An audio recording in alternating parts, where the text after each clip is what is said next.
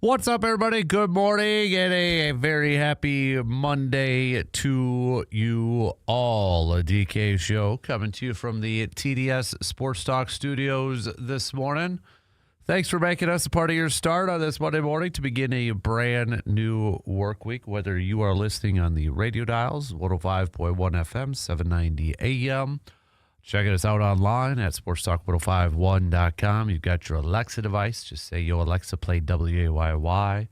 YouTube video stream is also up and rolling here this morning. You can join in on chat over there. Otherwise, you got that Shoe Doctor's bullpen line. You can hit us up, 715-830-1912. What do we have on our game plan for us this morning? Winter Olympics officially in the books now, but what a way to end it yesterday. Yesterday morning, Team USA men's hockey getting the gold medal in overtime against Canada, the first gold medal since 1980 for Team USA. Yeah, that's 1980 Team USA team. What an epic finish. What an awesome game overall. I mean, boy, I think a lot of us probably glad we maybe got up a little bit early to watch a little hockey. So, I mean, first of all, it is a VFW Post 305 best and worst of the weekend. Let's just say the best of the weekend was probably that game. You could throw in the women's game as well, their gold medal game. But if you want to make like individual players such, how about Connor Hellebuck, the goalie from Team USA? That is one of the best. You all saw the play I'm talking about, right? The stick save, and then the images, the shots. That has got to go down. I know it's recency effect here, but come on now. That has got to be one of the best sports images of all time. That shot of him over top, the camera angle over the top and the stick save stopping that puck. Oh, Connor was amazing yesterday. So what an absolutely awesome game. And again, I'm not the biggest hockey person in the world. I'm not the biggest hockey fan in the world. But I'll tell you what, dude, that was awesome.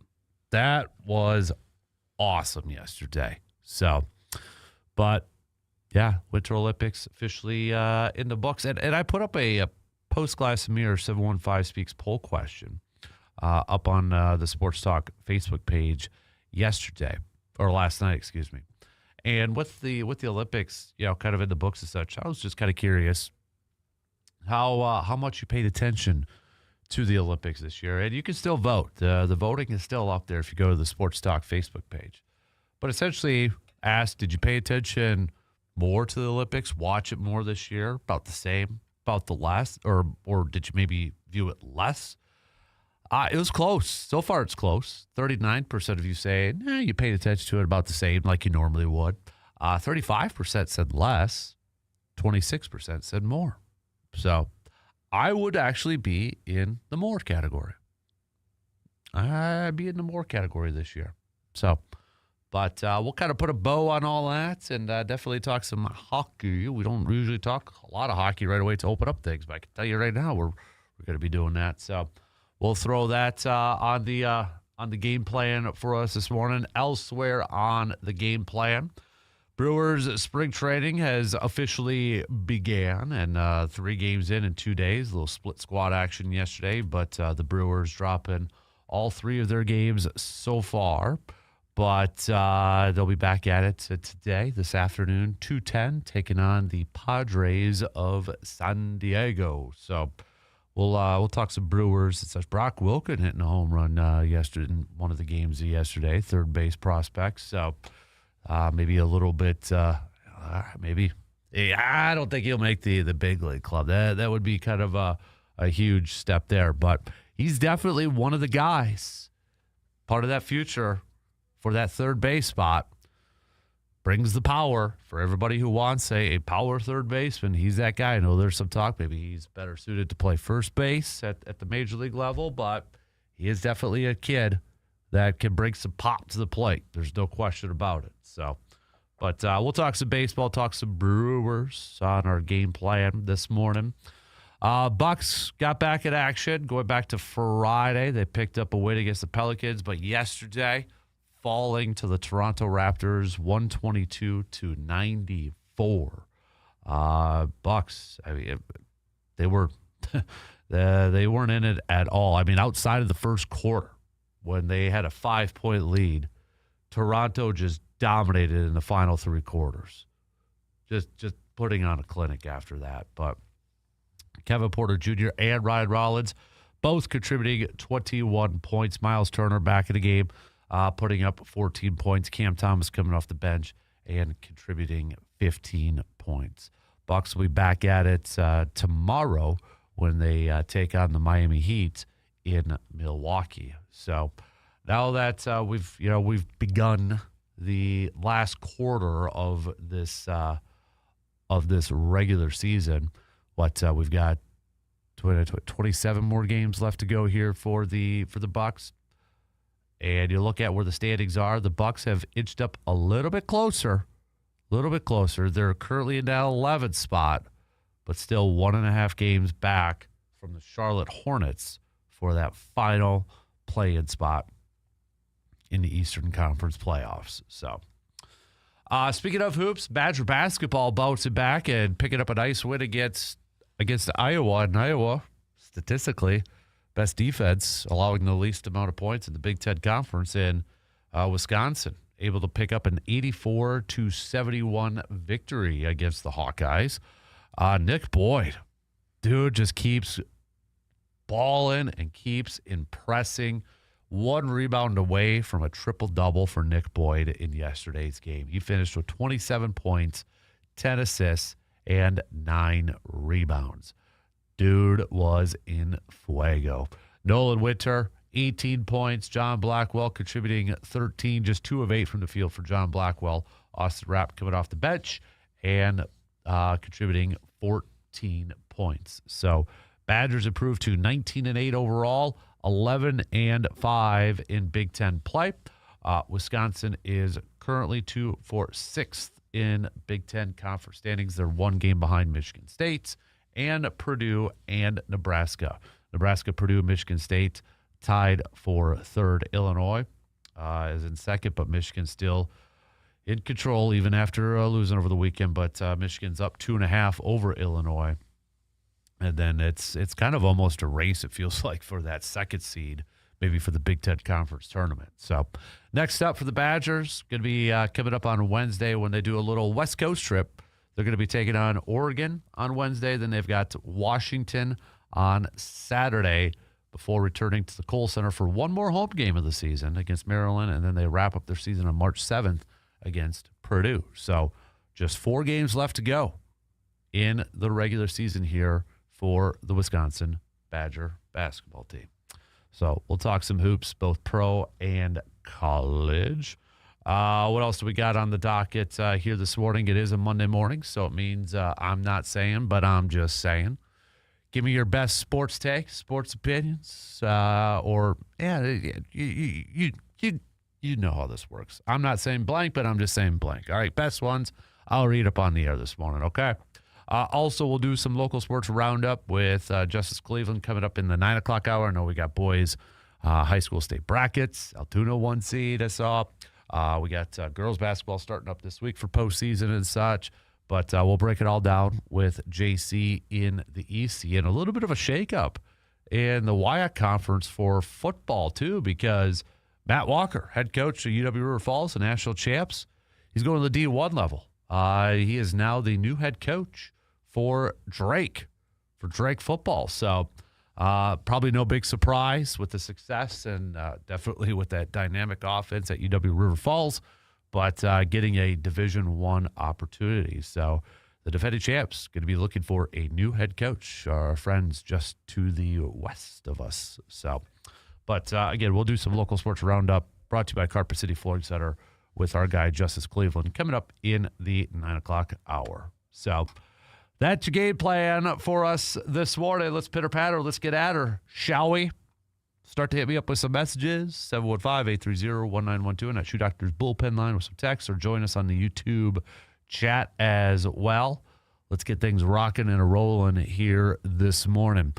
Were you one of the many that got up early yesterday, watched a little hockey? Huh? Well, maybe are you one too? Kind of maybe in the same wheelhouse as me. I'm not the biggest hockey fan. I enjoy watching hockey, especially in person once in a while. But I'm not going to pretend like I'm an expert or anything like that. But definitely was one of those. You get up early and you watch it, and, oh, it was awesome. So let's chat a little bit about it, shall we?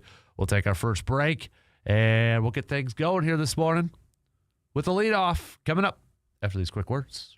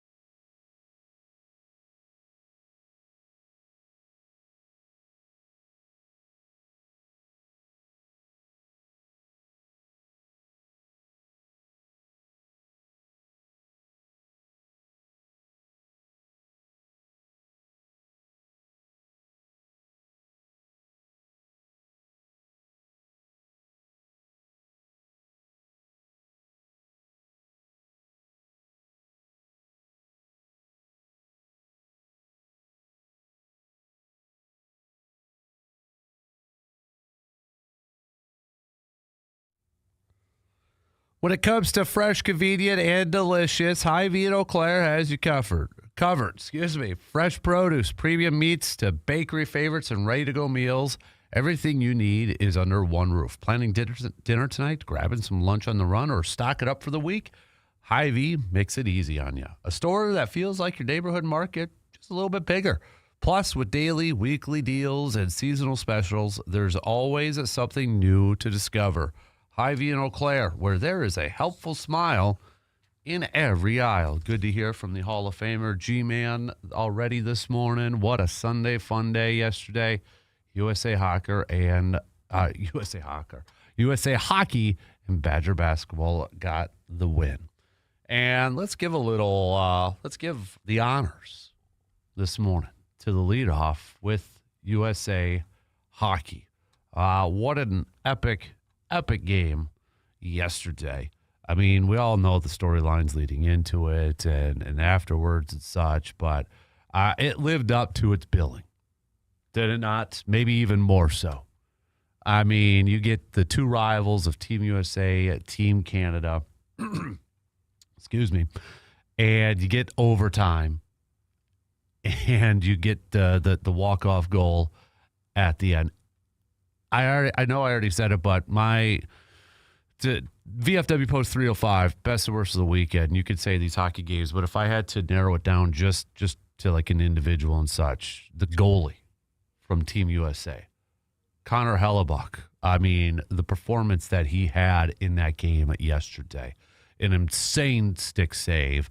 I mean, just multiple amazing stops from the game last night or yesterday morning. Dude, it was awesome. It was awesome. I'm not the biggest hockey fan in the world. I should say that. I'm not the biggest hockey know-it-aller in the world. I'll be honest. I'm not. I wouldn't consider myself an expert. It's probably behind football, baseball, basketball, et cetera, et cetera. But I know when there's a fantastic game and a good game, and that was awesome last night. And it's one of those games that I think, even if you're not the biggest hockey fan in the world, you're probably, maybe not everybody, but you're probably getting up early. You were making sure that it was on TV. It was one of those appointment viewing events, right? And it's the same for a lot of people. Maybe when it's the Super Bowl, they may not be the biggest football fans in the world, but they watch the Super Bowl maybe for different reasons and such. But yesterday morning's game is, I know it's kind of a recency thing, but it'll probably go down as one of the better gold medal games of all time. I think that's probably safe to say. One of the most entertaining, one of the most, just best overall. And I know I said at the beginning of the Olympics that, when it comes to the Olympics, whether it's winter or summer, I'm probably not, I'm not the biggest Olympic fan out there. But I think one thing, watching these Olympics and watching the bow on this whole thing from yesterday morning with that hockey game, the one thing that the Olympics kind of reminded me about was we complain a lot when it comes to the sports world, whether, you look at pros and money and college with NIL and, why are they playing? Are they really playing for the love of the game? And, are they it's becoming individualized? All they care about is making cash, et cetera, et cetera, et cetera.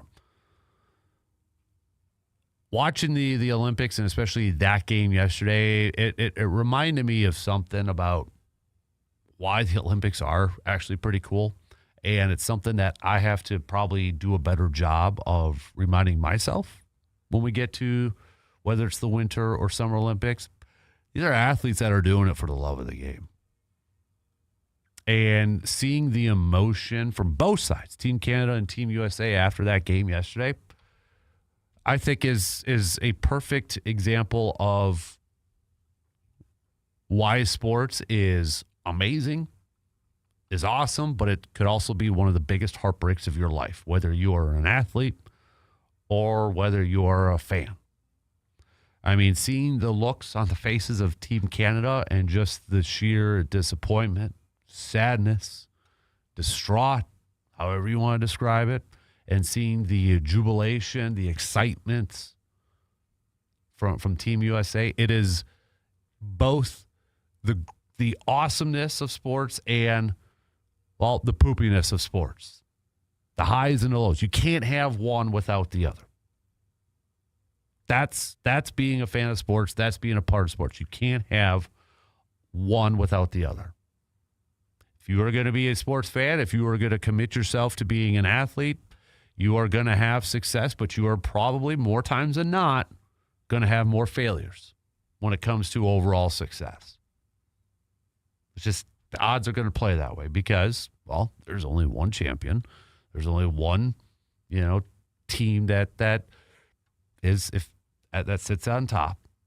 One winner in a golf tournament. If you're looking at individual sports and such, if the ultimate goal is to win and to secure championships, you're probably going to be disappointed more times than not. Now, you can approach it differently, define success and failure differently, and I would be one of those two that probably does, define success and failure differently when it comes to the sports world and such. But as a fan,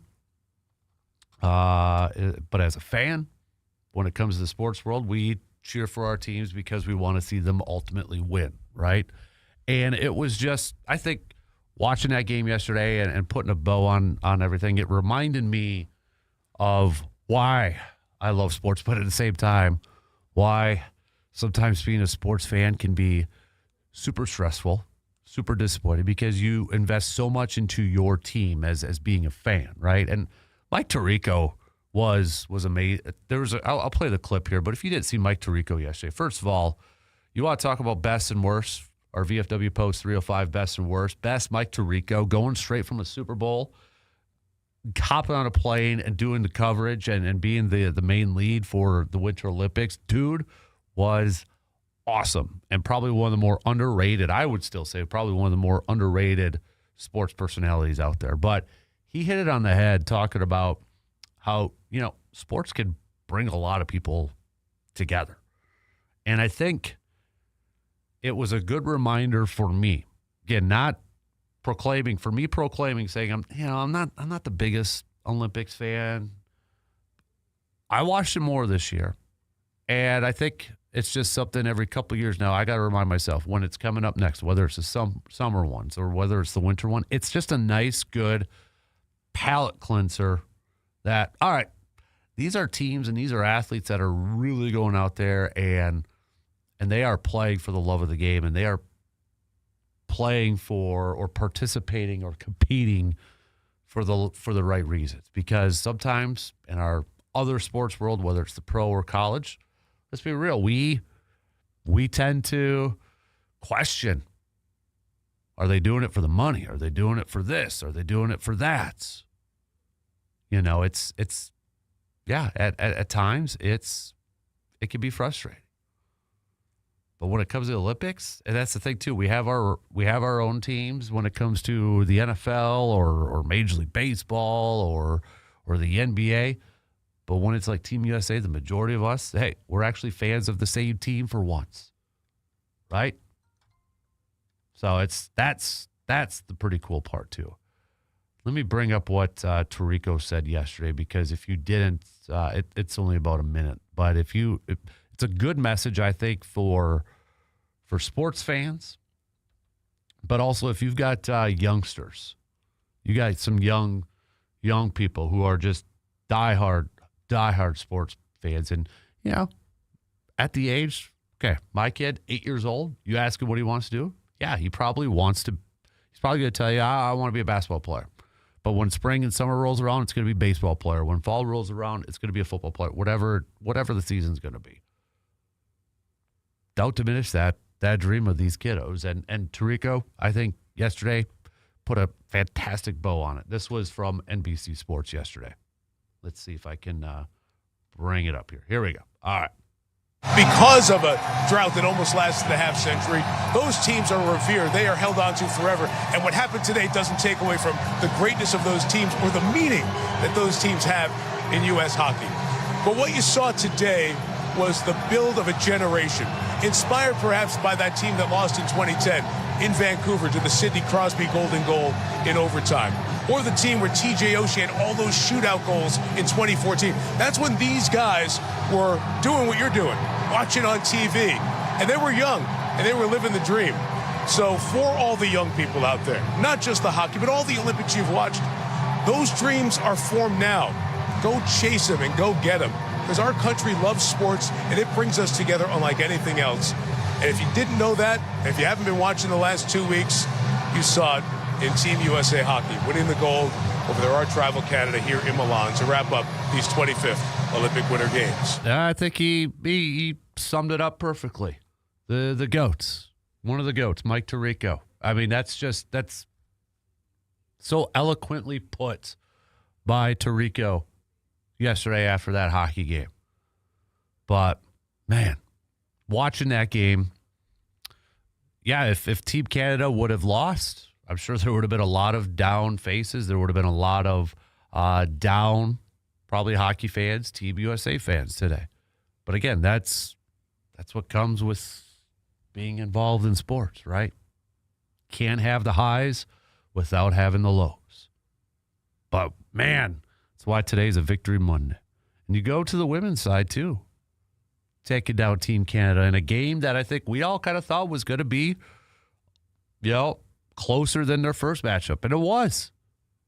It absolutely was. When you get these rivalries, when you get, the pride of your country behind it too, man, it's a different feeling. Mark says, "Forgive me, Father, for I have sinned and skipped church to go early yesterday to the VFW and watch the gold medal game and have breakfast. The place was packed with others doing the same.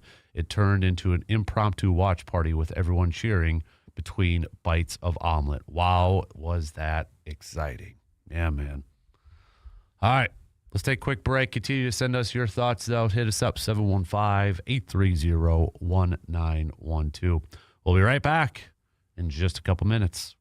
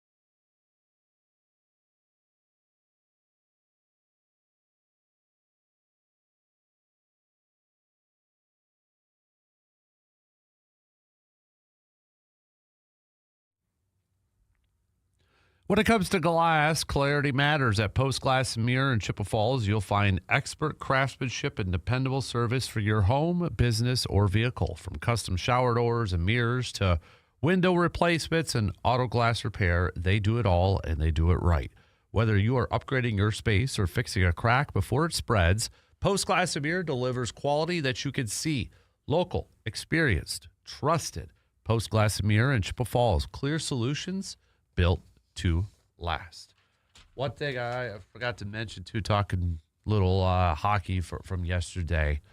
Another thing about, going to what Tarico said, too, about sports has this great ability to bring us kind of all together and such. And to see the family of Johnny Gaudreau, the story, him and his brother passing away, alleged drunk driver incident and such, not from them. Somebody hit them when they were cycling and such. But to see his family there and for Team USA to bring his two young kids out on the ice for the team photo, I mean, images like that are probably going to be staying in our heads and in minds whenever we think about a game like that. But that's another thing and obviously them skating around with his jersey and such, just a powerful, powerful, powerful image and moments and such. I mean, it just, all the things that I love about sports, and I can't be the only one, but everything that I love about sports, even if it wasn't my favorite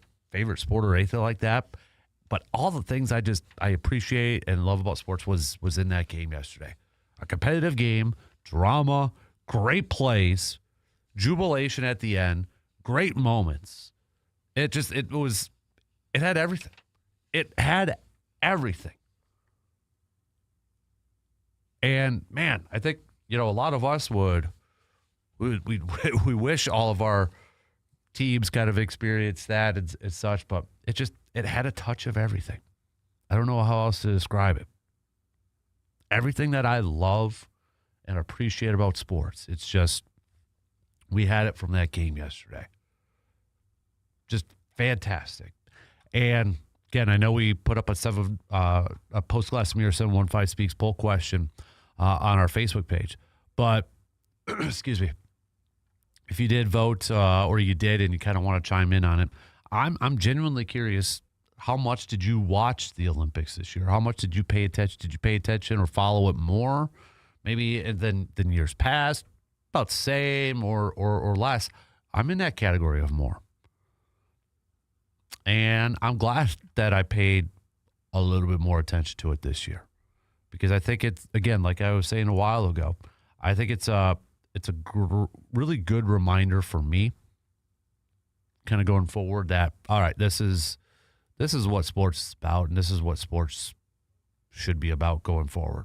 For all the stuff that we kind of complain about or gripe about, it's a good palate cleanser, if that kind of makes sense.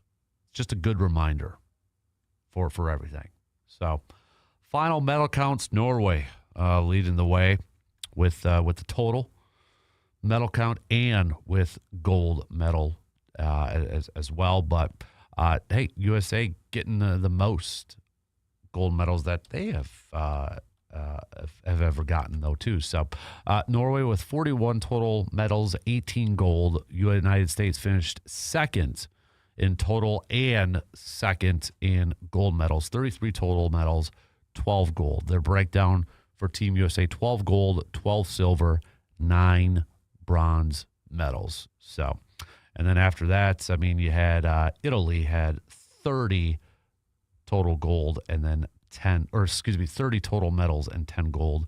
They tied with the Netherlands for the third most gold medals in this Winter Olympics. So if you watch, you can continue to send us your thoughts on the Winter Olympics from the hockey game yesterday.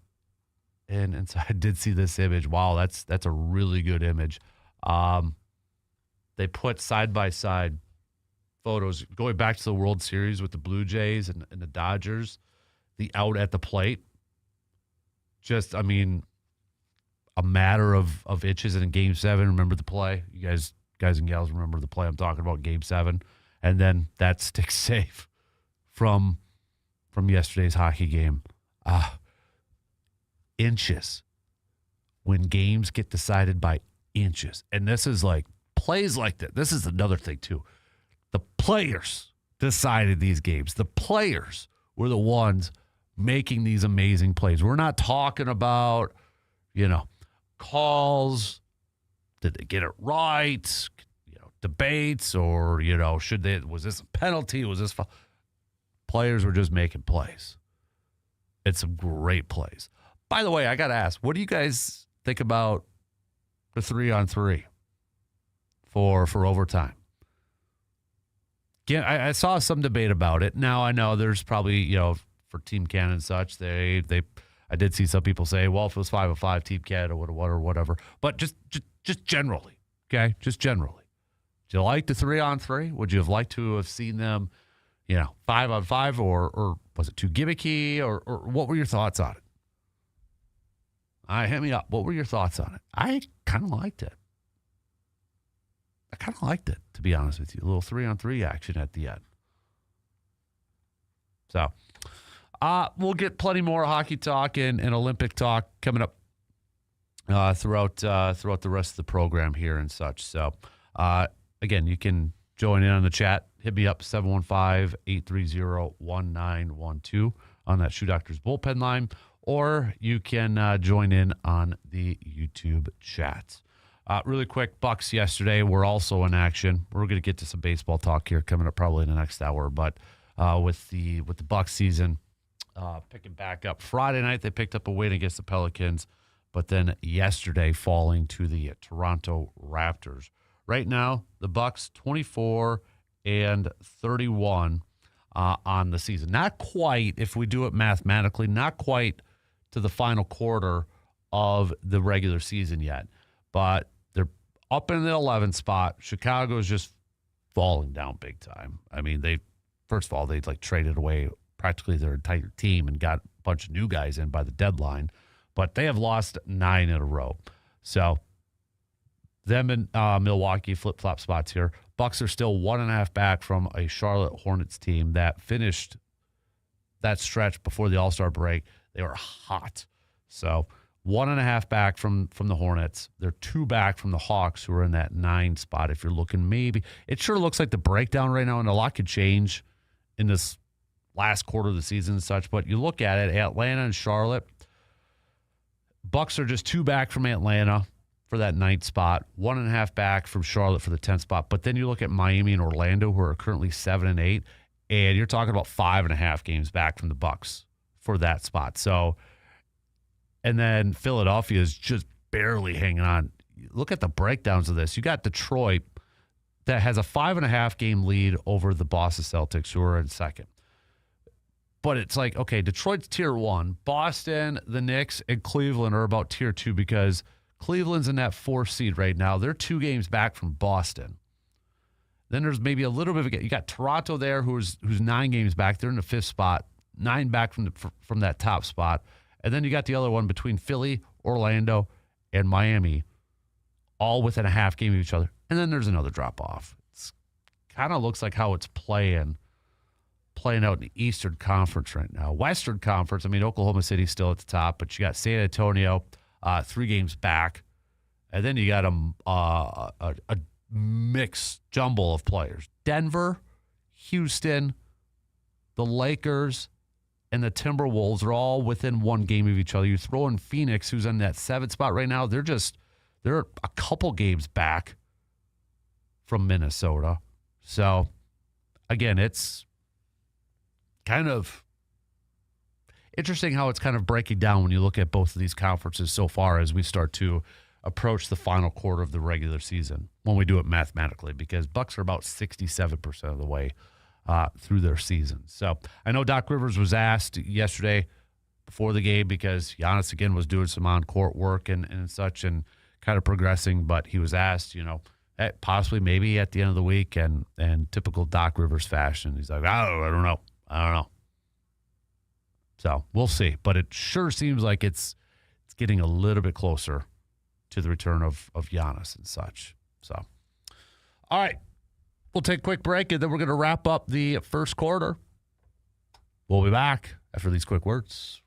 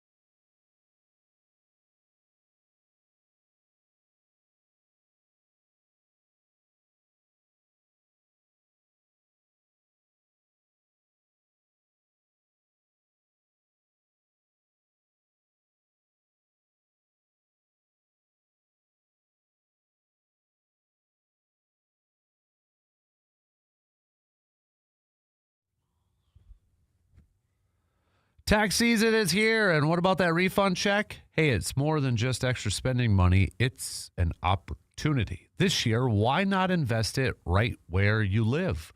Upgrade that home of yours with some beautiful new flooring from Carpet City Flooring Center in Eau Claire. Whether you've been dreaming about warm, comfortable carpet, maybe some durable luxury vinyl planks like the Rigid Max flooring, or maybe some waterproof options, perfect for busy families. Now is the time to make that happen. Your tax return can go a long way towards transforming the look and feel of your home. And at Carpet City Flooring Center, you'll find expert guidance, professional installation, and flooring options for every budget. Don't let that refund disappear on little things you won't remember next month. Put it towards something that you will see and enjoy every single day. Stop on in to Carpet City Flooring Center in Eau Claire today and turn your tax return into a home upgrade that you will love for years to come. Carpet City Flooring Center. Step into something better. We'll talk some baseball coming up in the next hour as the Brewers officially kicking off their spring training season this past weekend. So we'll hit that up. But since we were just talking some hoops and such, Badger basketball, after falling to Ohio State last week with a bounce-back victory against Iowa yesterday, 84-71 against one of the better defensive teams that they'll probably face all season long. And Nick Boyd just continues to have just such an amazing season for the Wisconsin Badgers. Nearly a triple-double for Boyd yesterday, was one rebound off of that mark. But he finished with 27 points, 10 assists, and 9 rebounds. The fact that he is not getting more talk about, like player of the year or just, one of the better players in the country or watch list and such, it's kind of mind-boggling to me. But it is what it is, I guess, at this point. But where would this team be without the play of Nick Boyd so far this year? But the Badgers just have 4 more games left to go in this regular season. That's it. They're going to be a little bit of a West Coast trip coming up starting on Wednesday when they take on Oregon, and then they got Washington. Those are 2 games you've got to win. You're going up against what I would call inferior teams. You got to come away. I know it's on the road, but you got to come away with wins against those teams. Get to over 20 wins. It's kind of a benchmark number there. Get to those wins, and then you've only got one more home game, right? You only got one more home game against Maryland. Got to get that win. And then you're finishing up against a tough opponent against Purdue. But I don't think Wisconsin is intimidated by anybody at this point. I mean, they shouldn't be. They've beaten Michigan. They've beaten Illinois. They've beaten Michigan State. It's just the frustrating thing for Wisconsin is they sure look like they're a team that, again, how many times have we said this? They can beat anybody, but they can also lose to anybody. I was looking at some of the updated bracketology and such. And from Joe Lenardi, ESPN and such, for Big Ten, they've got 5 locks to make the tournament. Michigan, Purdue, Illinois, Nebraska, Michigan State. Wisconsin is in the next category that they term should be in. Their little write-up says, the Badgers shrugged off last week's loss against Ohio State by beating Iowa by 13 at home. It was their 5th win in 7 games, already sitting at 97% at-large odds going into Sunday. They should find themselves among the ranks of the locks soon. They own 4 Quadrant 1 wins, 3 1A on the season, with a resume that now sits inside the top 30 nationally. The remaining schedule, 11th hardest in their league, is manageable relative to the conference's other non-locks. The Badgers ought to like their tourney trajectory. Yeah, I mean, unless they collapse this week against Oregon and Washington, they should be a lock. The other ones that they have in this category is Iowa and UCLA. Work to do, Indiana, Ohio State, and USC. So, but yeah, just 4 games left to go here. And I know we keep saying this, but I cannot wait for that Big Ten Conference tournament. I think that That is going to be such an awesome primer to the NCAA tournament. Because, okay, you got those. If we use ESPN's Lenardi's 5 locks, you throw Wisconsin into that. I mean, that is, you can make the case. Half a dozen teams can win this Big Ten Conference tournament.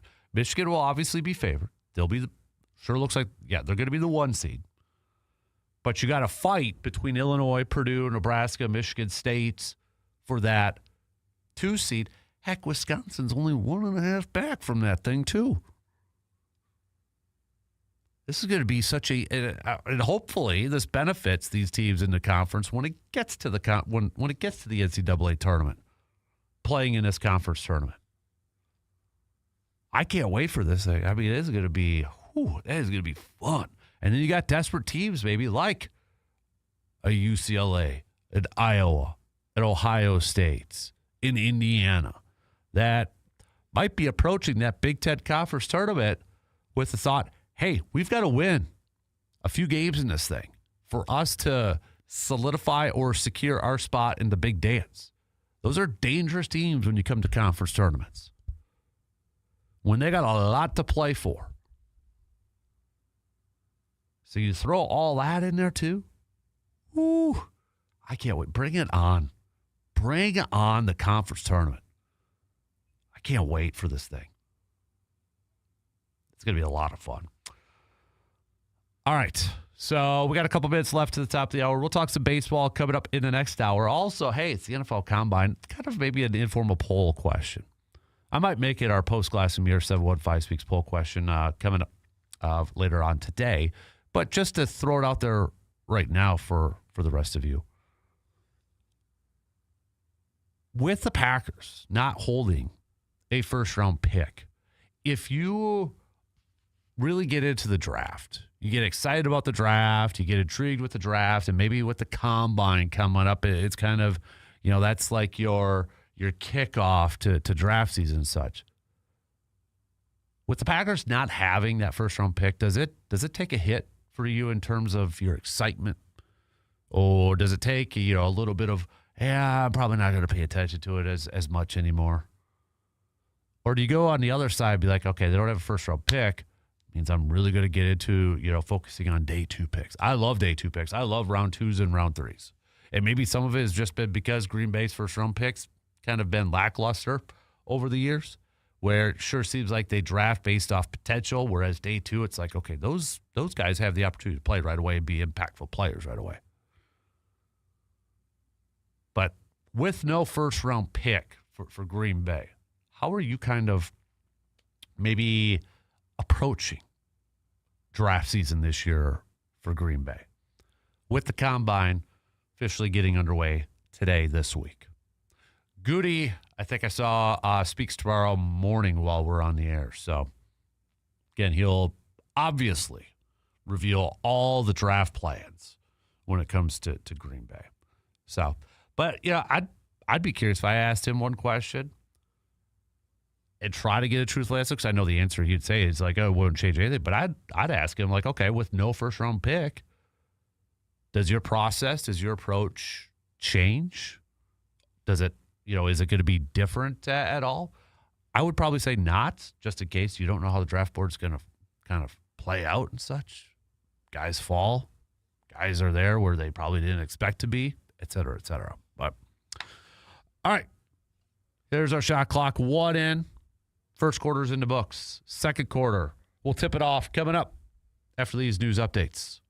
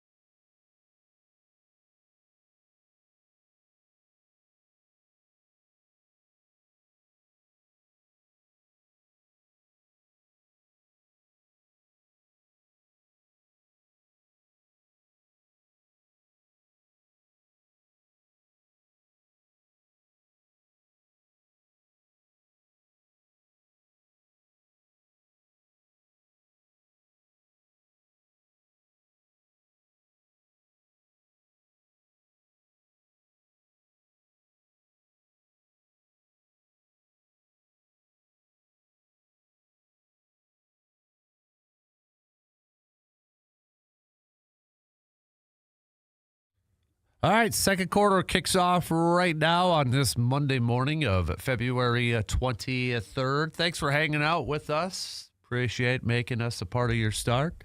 We're going to talk some baseball this hour as the Brewers kicked off their spring training season on Saturday. They're already a couple games into this thing, looking for their first win, but hopefully y'all aren't paying too much attention to wins and losses when it comes to spring training and such. But nonetheless, we'll get another Brewers game coming your way this afternoon when they take on the Padres. So we'll talk some baseball coming up here in just a little bit. We got Justice Cleveland.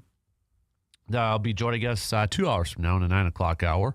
We'll do our Carpet City Flooring Center local sports roundup with him. Lots to get to here.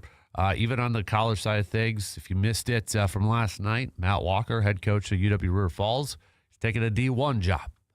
He defending national champs for football. He is now going to be the head coach for Drake. So that was announced last night, in case you missed that. So we'll talk about that. We'll talk about the new set of brackets for boys basketball. They were released over the weekend. If you're looking at some Division I, you've got Chi High is going to be in action next week. So these games are going to be in action next week. But Chi High, 17 seed, going to be taking on Wisconsin Rapids. Winner of that game will take on top seeded DC Everest. Hudson got an 8 seed. Eau Claire Memorial with a 12 seed. Eau Claire North with a 13 seed. Superior picked up a 6 seed on their side of the bracket. I'm not going to go through all of them just because we'll do that with Justice here. But some of the other ones here, River Falls picking up a 1 seed, Rice Lake a 9 seed. Potential River Falls Rice Lake matchup for that. Shout out to my Medford. They picked up a 5 seed, but they'll be taking on 4 seed New Richmond. Menominee picks up a 3 seed as well. So we've got, I know Altoona also picked up a 1 seed. Let me bring that up. St. Croix Central is also a 1 seed in Division 3. Other teams in Division 3, you've got Barron as a 12 seed, Spooner as a 13 seed, St. Croix Falls as a 4 seed, Baldwin Woodville an 11 seed, Ellsworth is a 6 seed and such. So Bloomer's a 12, Stanley Boyd is a 4 seed, Elk Mound coming in with a 6 seed. That's where Altoona is a 1 seed over there too. So, but we'll go through all the divisions and such with Justice Cleveland since he is the expert in that area. So first hour, we talked Winter Olympics. We talked hockey. If you want to chime in with your reaction, your thoughts from the Olympics, from the hockey game, please feel free to do so. Hit us up with a quick message, 715-830-1912, or on the YouTube chat. We talked a little hoops, too, with the Badgers bouncing back and picking up a victory against Iowa. Bucks picked up, back up after the All-Star break. Got a win Friday against the Pelicans, but falling to the Raptors yesterday. So, baseball, spring training officially kicked off for the Brew Crew. But they're still looking for their first win, as we mentioned just a few minutes ago. Split squad action yesterday, falling to the White Sox and the Royals. Saturday's game, they fell to the Guardians. So, but again, I really hope people are paying attention to wins and losses when it comes to spring training, and maybe just paying attention to individual performances and such. Like, Brock Wilken picking up a home run late in the game yesterday against the Royals.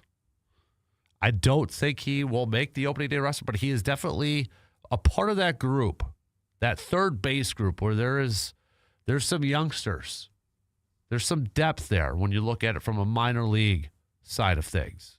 There's options there. Probably not right away for this year, but going forward, there's going to be some interesting decisions when it comes to the infield. And Brock Wilken is a part of that. He is the, if you want a power third base option, he's your guy.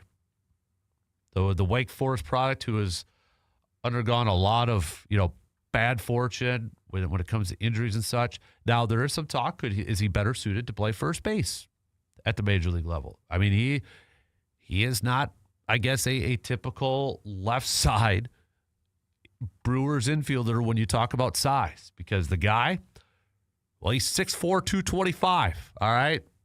He towers over everybody else that is a left side of the infielder, maybe besides Cooper Pratt, who's a little bit bigger too. But you get the gist. I mean, 5'7", like Caleb Durbin's and such. I mean, this is a bigger dude. So I know there's been talk, is he going to be, better suited, maybe get more time at first base at the major league level. But that's a name to kind of keep in the back of your head, keep in the back of your mind. Maybe not for this year, but maybe later on at the back end of this year or even into next season and such. So reading a little bit from MLB.com, because when it's spring training time too, in a lot of ways, very similar to preseason football, you kind of wonder, okay, who's maybe that dark horse candidate, or when it comes to like a football, who's the undrafted kid, or maybe a 7th round rookie? We kind of have fun with it. I call it the Lindsey Pipkins Memorial Watch List. That player that a lot of people maybe don't know or don't expect that makes the roster and such. MLB.com had a list of dark horse candidates for each team. And Adam McCulvey, who covers the Brewers for Brewers.com, his nomination was Coleman Crowe, right-handed pitcher. He said the Brewers begin this spring with fewer question marks than recent years, but one of the big unknowns is how they'll fill out the pitching staff that is short of candidates to log 30 starts and 200 innings and long on multiple inning bullpen options who will be critical to covering the middle innings. Aaron Ashby and DL Hall are known commodities in that role, but manager Pat Murphy also mentioned Crowe as a possibility after the 25-year-old was added to the 40-man roster last fall. Acquired from the Mets in December 2023 for Tyrone Taylor and Adrian Hauser, Crowe missed extended time last season with hip and flexor injuries. So maybe when we get a little bit more into these spring training games and such, maybe that's another name to kind of, I guess, keep in the back of your mind too. So, but just looking at, if you're looking at some of these players to get some times, you got guys with a couple ABs here and such, or, a few ABs and then that Tyler Black. He's gotten 5 at-bats and hit 400 already. So, just kind of looking at that, Contreras has gotten a couple of bats. Jackson Trio's already gotten 6 at-bats this spring. Looking at guys who have the most at-bats, Jackson Trio's up there with 6. Bryce Terang's got 5 ABs so far. Jesus Mate has gotten a few at-bats. Jet Williams picking up 4 at-bats too, but he's looking for his first hit. Did get a couple walks and such. So, pitching-wise, not a ton of names that you've probably seen out there so far. Robert Gasser, he pitched in a game. He got a start, actually, only pitched 1 inning. These guys are, right now, pitching-wise, you're looking at just 1 inning, maybe not even an inning to get through here. So still incredibly early when it comes to spring training and really trying to get a gauge on a lot of these guys and such. But Brewers will be back at it this afternoon. You can listen to that game right here on the radio dials of 105.1 FM, 790 AM.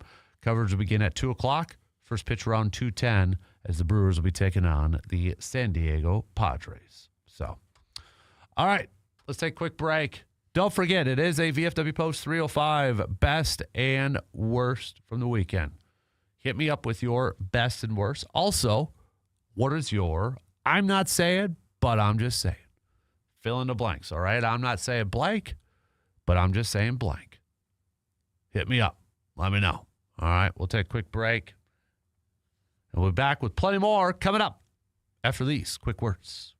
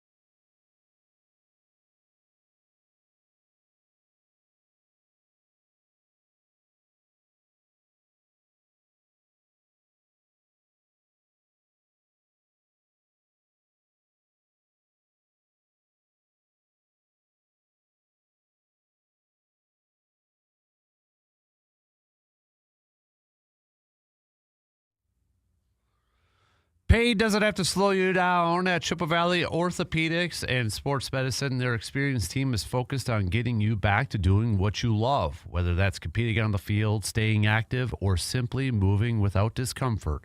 From joint pain and sports injuries to advanced surgical and non-surgical treatments, they provide personalized care designed around you. Local experts, advanced techniques, real results. If pain is holding you back, take the next step towards recovery. Chippewa Valley Orthopedics and Sports Medicine, helping you move better every day. All right, so today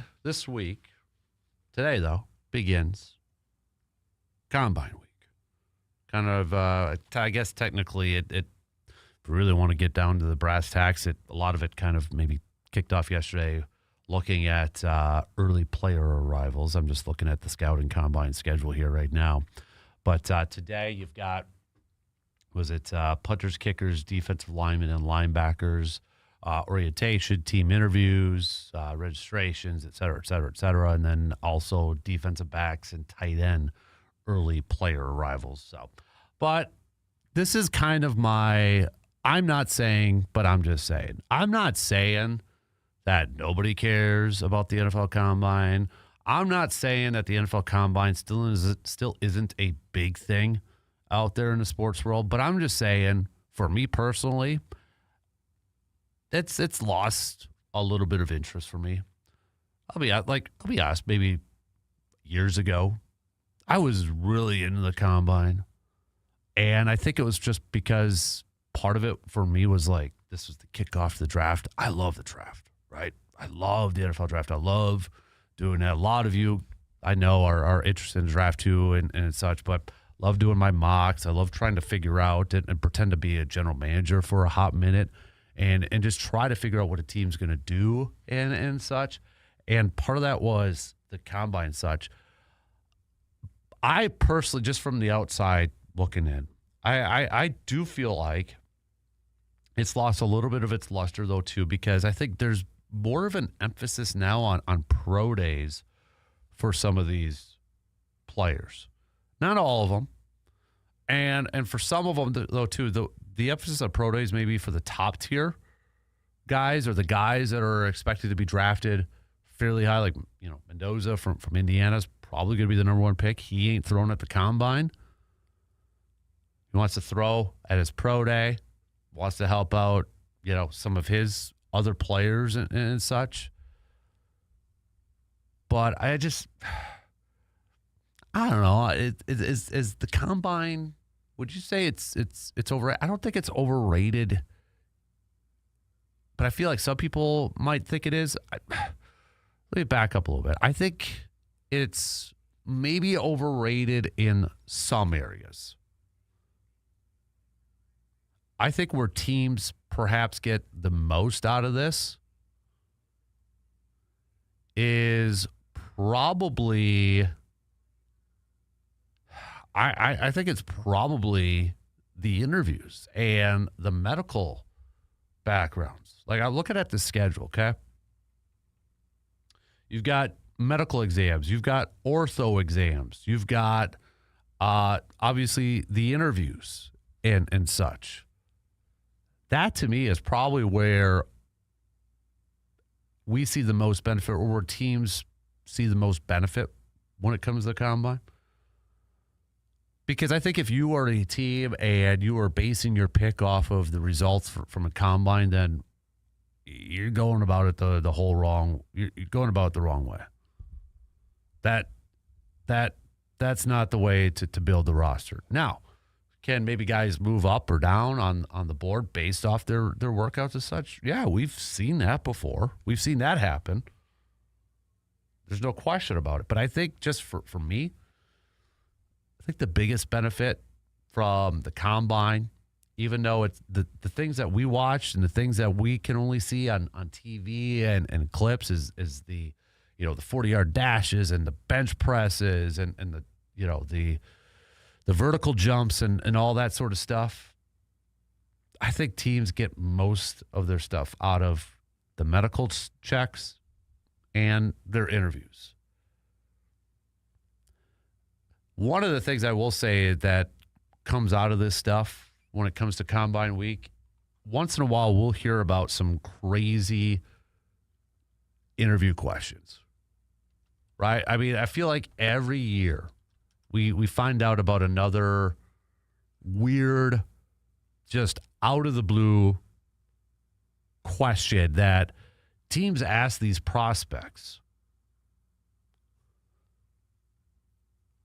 where it's like, what does that have to do with playing football? And I think a lot of them, they're probably asking them to see, okay, your reaction. It might be the most ridiculous question, but maybe they're looking at, okay, how does the kid react? You know, because in football, a lot of it is reaction. Got to react on a dime, split second. You know, they'll have their reasoning for this based off of whatever, this study or this case kind of showed this and such. I looked up, this is from a few years ago, but these are just some of the craziest, weird combine questions that have been asked. Do you find your mother attractive? Was one of them. This was 2016. Dane Brugler said that, tweeted that. Another one was, if I had to murder someone, would I use a gun or a knife? What? Yeah. Wow. This one was from, remember Willie Beavers, the offensive tackle? He said the Falcons asked if he'd rather be a cat or a dog. Another one was, you're on a mountain in Alaska on a bus going 100 miles per hour. Where are you sitting on the bus? Apparently a scout also asked, boxers or briefs? What? Which team do you pick in Madden and why?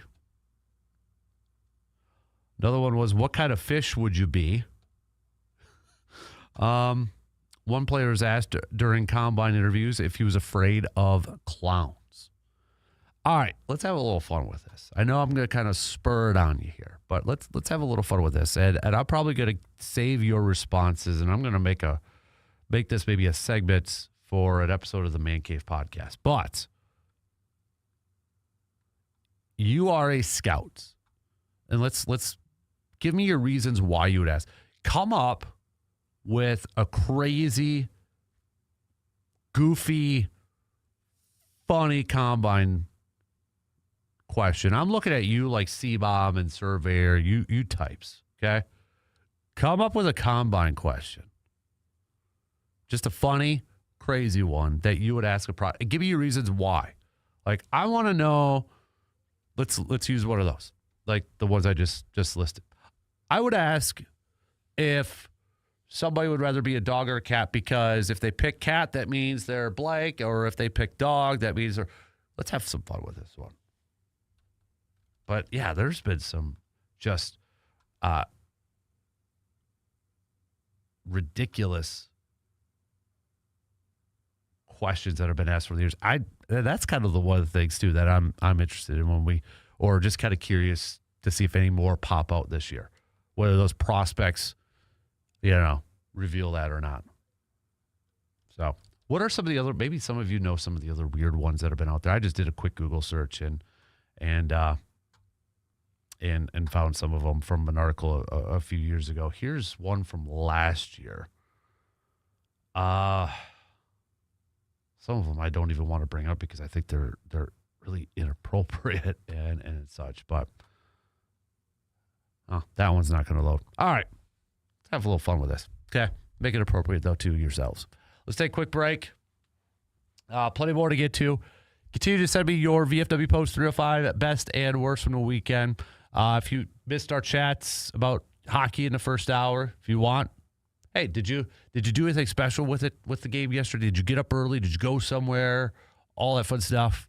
Maybe you're not the biggest hockey fan, but man, you really love that game and you did something a little extra special yesterday morning. Let me know. All right. Share your story with the rest of us. Quick break. We'll be back, though, after these few words.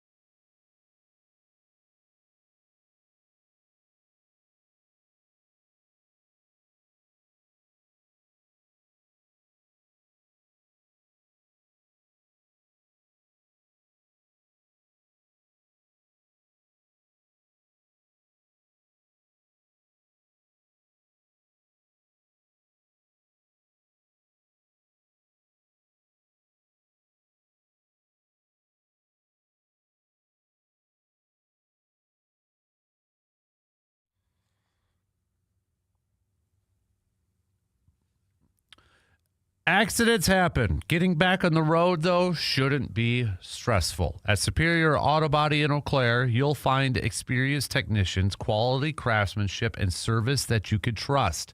From collision repair and dent removal to full paint work and insurance coordination, they handle all the details so you don't have to. They'll restore your vehicle the right way, safely, professionally, and with attention to every detail. When your vehicle needs expert care, choose a team that puts quality first.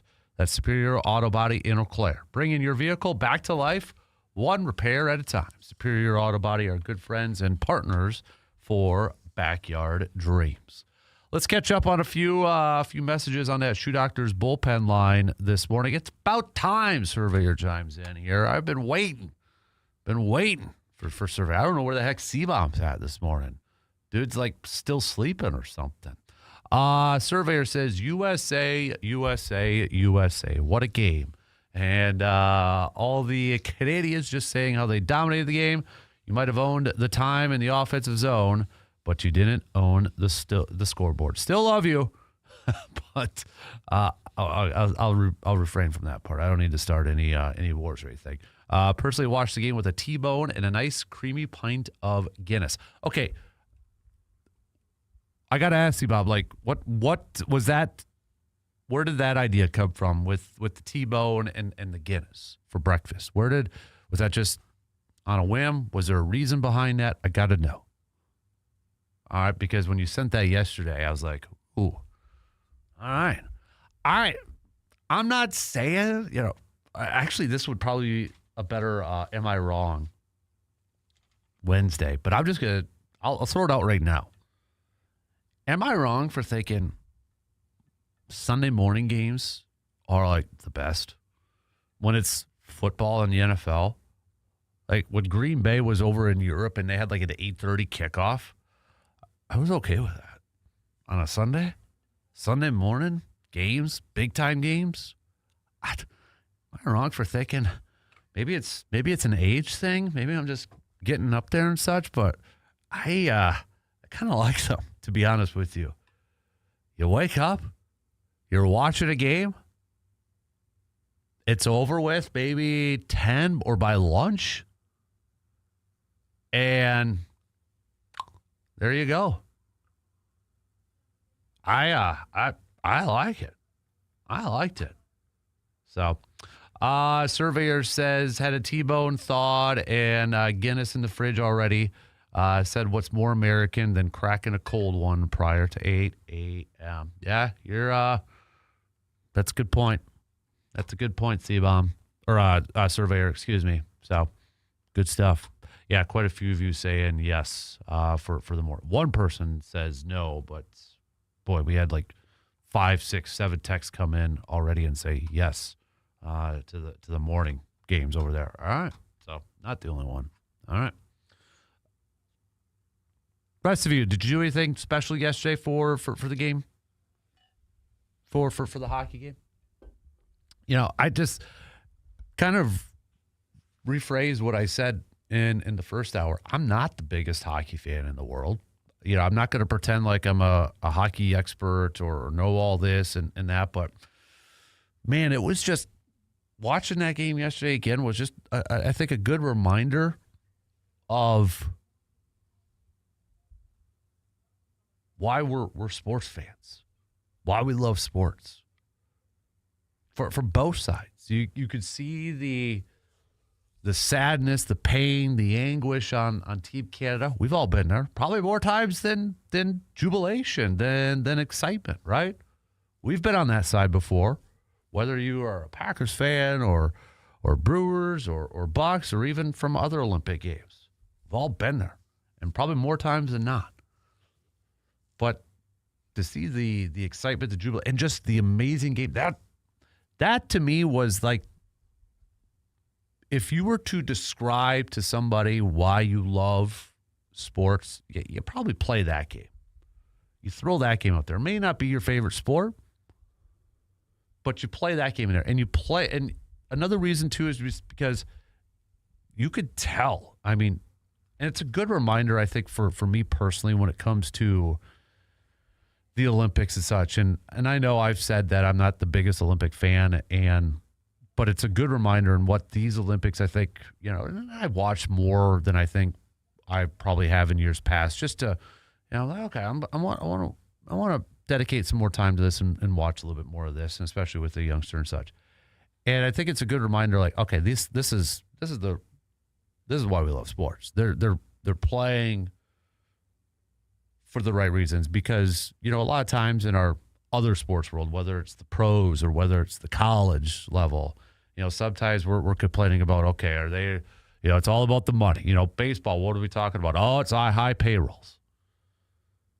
It's all about the money. What are we talking about in college sports right now? NIL,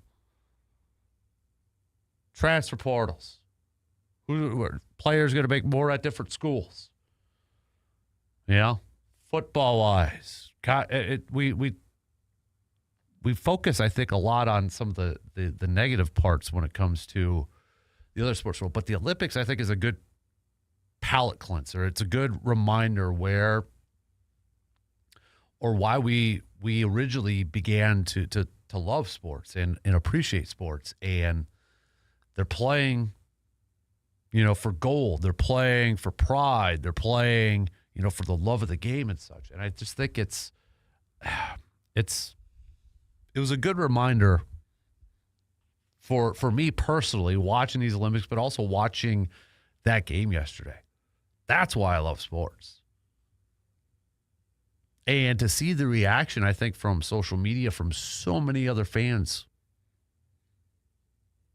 whether it was Facebook or Instagram or whatever, to see the reaction from that, it's like, yeah, that's now we're back to loving, or now that's why we love sports was that. And I think that's something every couple of years when it comes around to the Olympics, I got to do a better job for myself, is just got to remind myself, like, you know what, we're going to pay a little bit more attention to this, because these athletes, they're playing for the love of their sport, the love of their activity. They're dedicating so much time to it, and they're putting a lot into it. It's just watching that game yesterday was the perfect bow tie to it all. Again, I'm not going to pretend like I'm the biggest hockey fan in the world, and I'm not going to pretend like I know everything there is about hockey and such. But I thoroughly enjoyed watching that thing.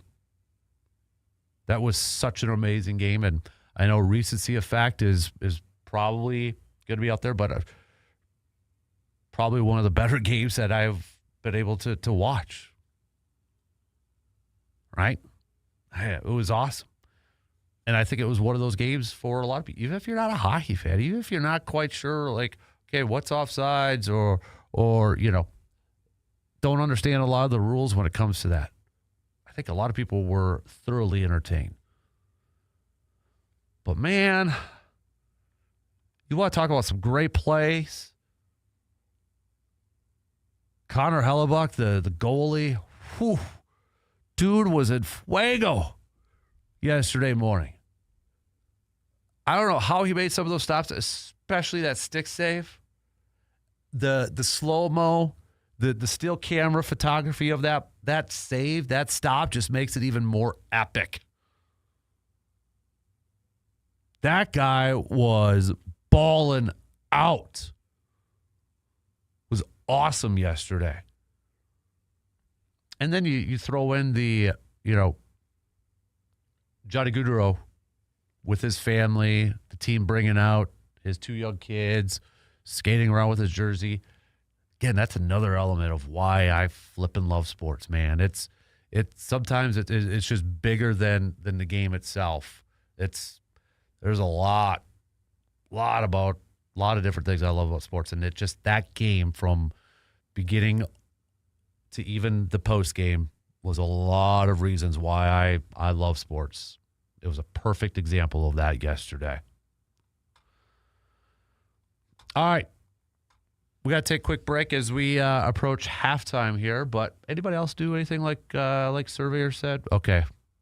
Yeah, a lot more of you saying bring on the early morning games. Okay. I think that closes the book on that. think we only had one person say no. So, all right, there you have it. All right, we'll take a quick break. Plenty more to get to, though. We've got some more hoops chat. We've got some more baseball chat. We've got local sports roundup coming up in the 9 o'clock hour. We'll get to Justice Cleveland. We'll talk to him about some of the brackets that came out for boys basketball. A lot of our local teams getting some good seeds in there, too. So maybe a chance for some local representation when it comes down to the Kohl Center in Madison when we get to state basketball. A lot of games to be played yet before that, but plus we've got girls playoffs starting this week. Hockey's going on, wrestling. We'll break it all down with Justice Cleveland. Plus a big-time opening now maybe in WIAC football with Coach Walker from UW River Falls moving to the Division I levels. If you missed that from last night, he is now the new head coach for Drake in Iowa. So UW River Falls, defending national champs, going to be looking for a new head coach. So, but we'll talk about that with JC coming up in the 9 o'clock hour. Quick break, and we'll be back to wrap up the second hour, the second quarter coming up after these quick words.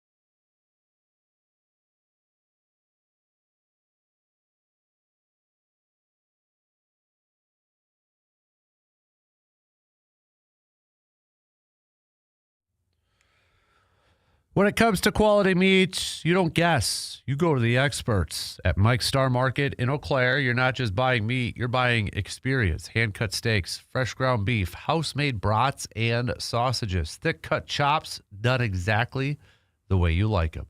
This is your neighborhood butcher shop where quality comes first and service still matters. Planning a cookout, stocking up for the week, or looking for that perfect steak for dinner tonight? Well, stop out into Mike's Star Market in Eau Claire and taste the difference that a real butcher makes. Mike's Star Market, fresh, local, and done right. All right, we got about 10 minutes left in the second quarter in the second hour here. So we'll talk. We're going to talk some hoops coming up in the next hour. Bucks back in action, going 1-1 over the weekend. Badger basketball coming up with a nice win against Iowa. We just got 4 more games left to go in the regular season. 3 on the road, 1 at home. They're going to have a little bit of a West Coast trip coming up here this week as they take on Oregon and Washington, then come back at home to take on Maryland, and then wrap up the rest of the season, or wrap up the regular season with Purdue. Be curious if Wisconsin does fall out of the top 25 rankings when it comes out later today after they fell to Ohio State earlier last week. Did that win against Iowa maybe save them and such? We'll see, but just 4 games left to go here before we get up to the conference tournament. Then, of course, Selection Sunday. So we will have a bracket challenge up. So I know a couple of you have asked. Well, we will have that up.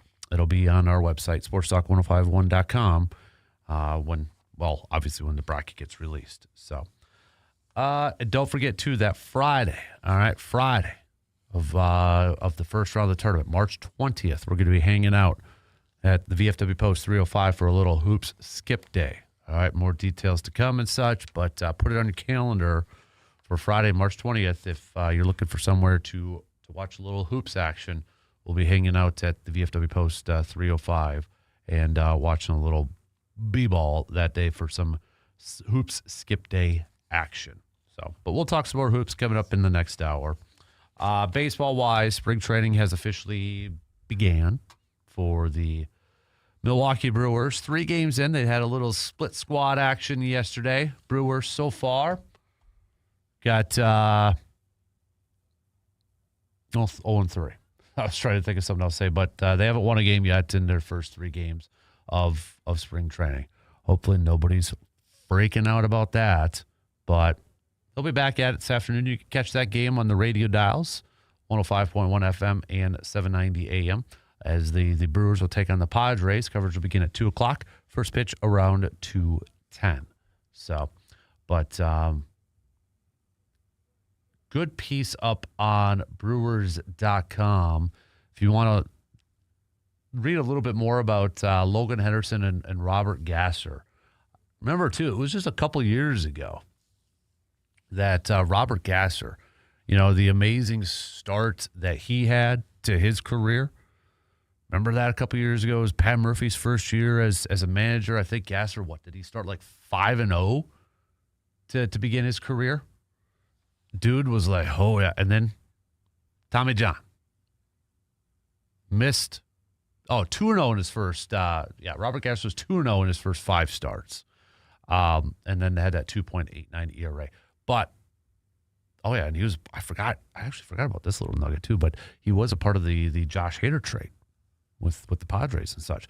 But he looked like, dude was going to be great pitcher, future's bright with him. Then to Tommy John. Last year, we saw him towards the back end of the season, coming out of the bullpen and such. And, numbers-wise, didn't look like the Robert Gasser that we had seen in 2024.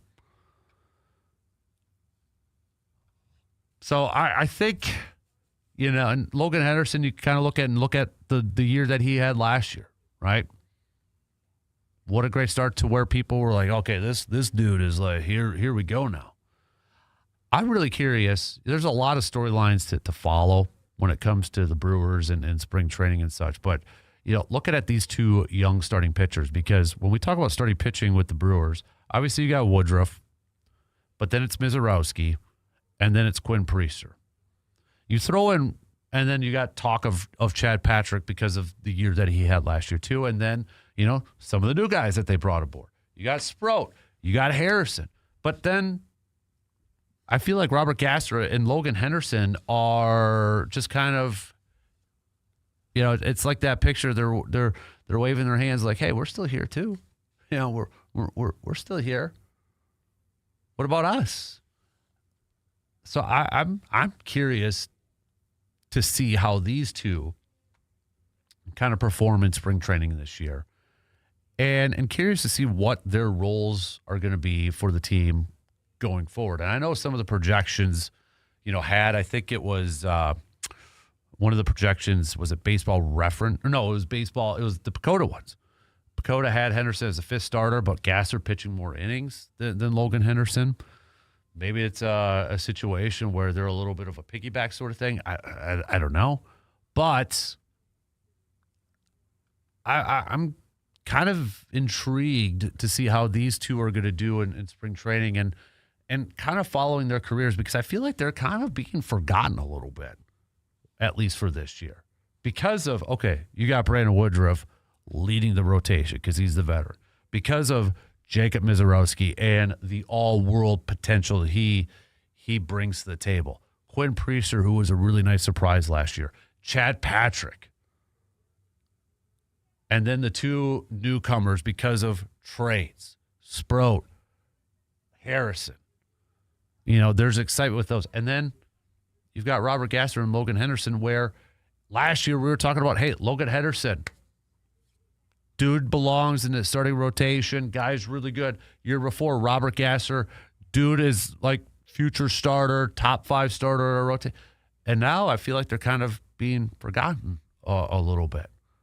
But if they go out there and they have themselves an awesome spring and they continue to, or if they go out there and play really well, Brewers are going to have decisions to make. And that's definitely, and I know we've talked about it at length, but when it comes to this pitching staff, I'm really intrigued and curious to see how the Brewers put together this pitching staff, because they don't have a ton of experience when it comes to their starters. Right outside of Brandon Woodruff, yes, you had Quinn Priester logging in a lot of games last year, Chad Patrick, Mizorowski, and such. But after that, you've got a mixed bag of guys that have come out of the bullpen, guys that have been long relief options, guys who have been starting experience too. You've got a mixed bag. You throw in an Aaron Ashby, you throw in a DL Hall. They got a lot of guys that could give you length. So, and then at the back end, you throw in a little Koenig, you throw a little Uribe, you throw a little Trevor McGill if he's still on the team. I know he's still talked about as a potential trade candidate. They have the opportunity to be creative with a lot of their pitchers. I would argue it's maybe not a typical pitching depth chart, pitching staff that this Brewers team has right now. They don't have like the old school, you got 5, 6 starters, you got some bullpen arms, maybe you got a couple long relief options, and then you're back in. They're loaded right now with guys that could give you some innings, some legs. Maybe they want to throw a DL Hall out as an initial out-getter, as your starter to go one time through the order. Then you bring in a Quinn Priester to give you multiple innings after that. They have that flexibility. Knock on wood, everybody stays healthy. But they got that flexibility, and I'm really intrigued and curious to see how it's all going to play out. Yeah, they're asking maybe the pitchers to be a little outside their comfort zone. You hear pitchers a lot of times, they want to be starters. A lot of them want to be starters, right? That's the ultimate goal probably initially for a lot of these guys. But they may have to do things a little bit differently now if they're on the Brewers. And I don't know if too many other teams that kind of do the same thing. I know Brandon kind of mentioned that on Friday as well. So it's going to be, I think it's going to be exciting. It's a big unknown.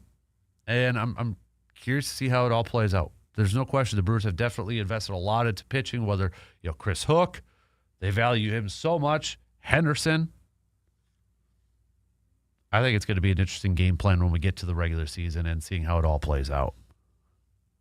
And I think it's going to catch teams off guard. I think teams, it's going to put them, ideally, it's going to put the Brewers' opponents in a bind trying to figure out how do they set their lineups based off the pitching. Well, if the Brewers are going to have all this creativity and flexibility when it comes to their pitching staff, it's going to kind of maybe frustrate opposing managers and such when they try to put together lineups in that.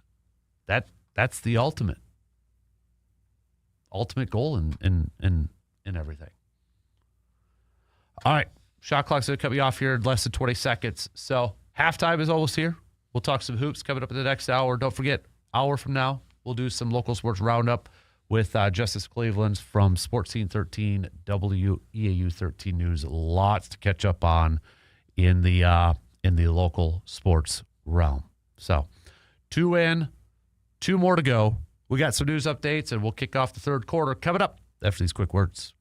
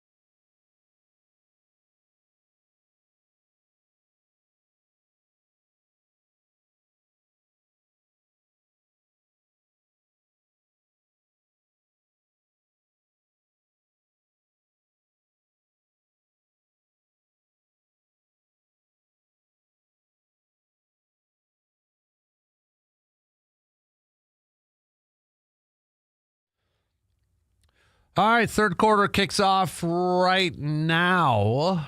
Thanks for hanging out with us on this Monday morning as you begin a brand new work week here. We'll get to some hoops chats.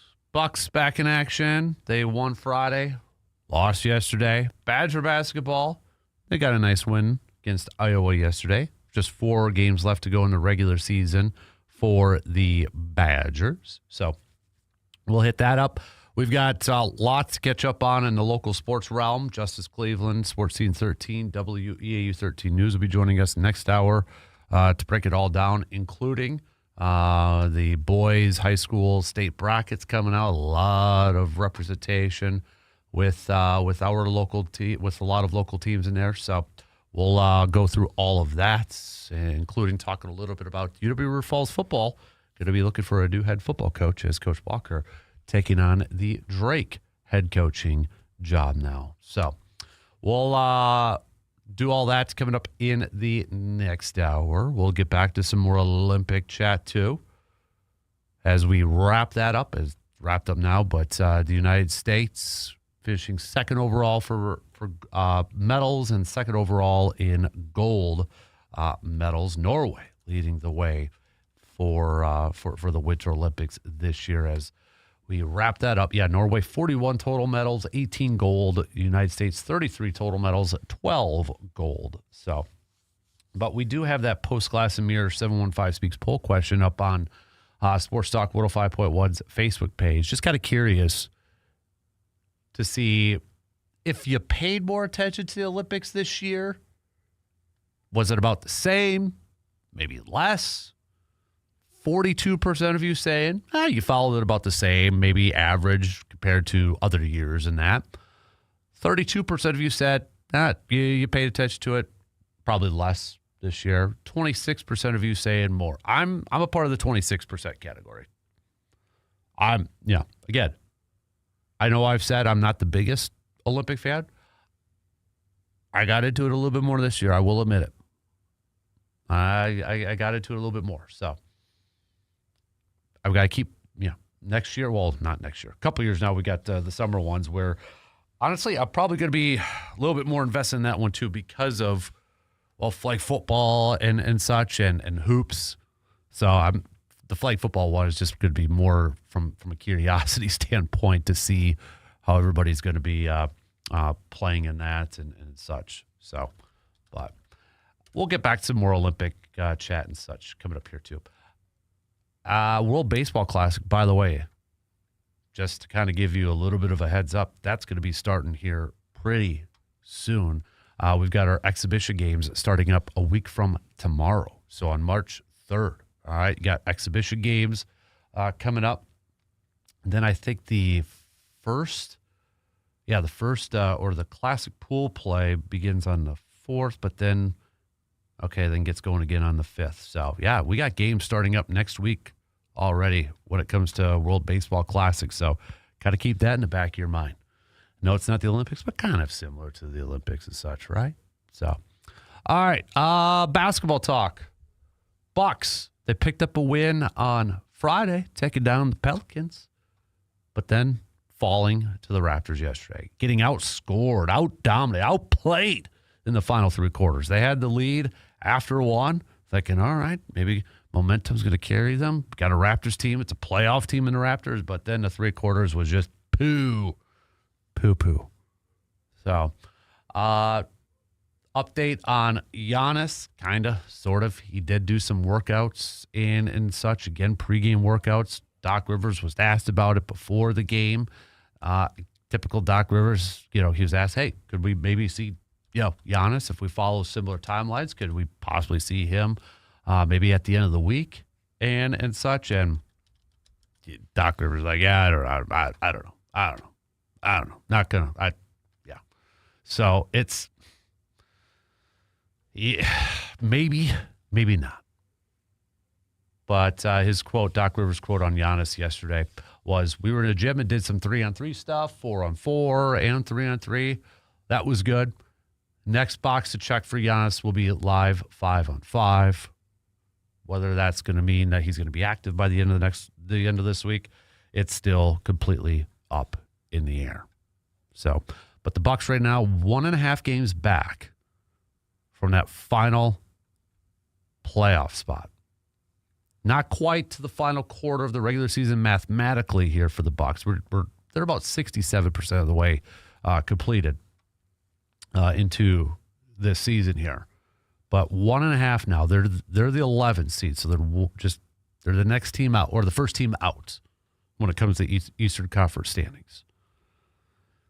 And things aren't going to get any easier for the Bucs going forward. Yes, they're going to be at home, and this is an advantage that they got to take. 100%, they got to take advantage for this thing. But just because they're at home now doesn't mean that their schedule is going to be any easier. Because they got the Heat right now. Heat are one of those teams that are in that playing round, but they're the 8th seed when it comes to the Eastern Conference standings. So it'll be a tough one. Again, playoff caliber team, right? Then after that, you got the Cavs. Cavs, definitely playoff team. They're currently the 4th seed in the Eastern Conference playoffs. And then after that, you've got the Knicks. We know, playoff team, right? 3rd seed in the Eastern Conference playoffs. Then they go visit the Bulls, which they better win. And then after that, it's the Celtics, 2nd seed in the Eastern Conference playoffs. Then they got the Hawks, a team that they're chasing into playoff, another playoff team. So while the Bucs, they're going to be at home for a big stretch of these games, these are going to be all playoff teams. Even, they got the Jazz after that. Jazz are not a playoff team, but then Orlando's in there. So, yep, they're going to be at home. Yep, they got to take advantage of that. But, man, these are going to be some tough games. If the Bucs want to get to the playoffs and they want to show, if they want to somehow prove that, hey, if we get into the playoffs, we could do some damage. Here's your chance to do that right now against the best of the best in the Eastern Conference. Okay, you've got games against Boston, Cleveland, the Knicks. You've got, Miami, Atlanta, Orlando on that schedule too. Showcase. If you want to be a playoff team, you've got to beat some of these teams. You didn't do it against Toronto. You got manhandled, like Doc Rivers said. So you got to win these games at home against these teams if you want to prove that you are kind of a legit playoff team. So that's where I hope Giannis, if we look at the schedule, man, it'd be really nice if he could be back by Wednesday going up against the Cavs. But this is a big week, I think, for the Bucs. You got the Heat tomorrow. Then you got the Cavs. Then you got the Knicks on Friday. These next 3 games, I think, are big. They're going to be tough tests. Heck, even the next week. I'll throw in next week because you got the Celtics a week from today, too. This next week is huge. It's a brutal schedule. It's a tough schedule, but it's an opportunity. And I think you got to kind of have that mindset, too. It's an opportunity to showcase what they can do. It's an opportunity for them to maybe stack some. I know we talk about it more in college basketball with the signature wins, but it's an opportunity to go out there and beat some really good competition and maybe gain more confidence and start to stack some of that success moving forward. Huge week, I think, for the Bucs here. Big time week. All right, let's take a quick break. Let's talk some college hoops, though. Badgers picking up a nice win against Iowa yesterday. Just 4 games left to go for this Badger basketball team. Where are they kind of at in the latest projections, bracketology, all that good stuff as we inch closer and closer to tournament time? We'll go through some of the latest projections and talk some college hoops coming up after these quick words.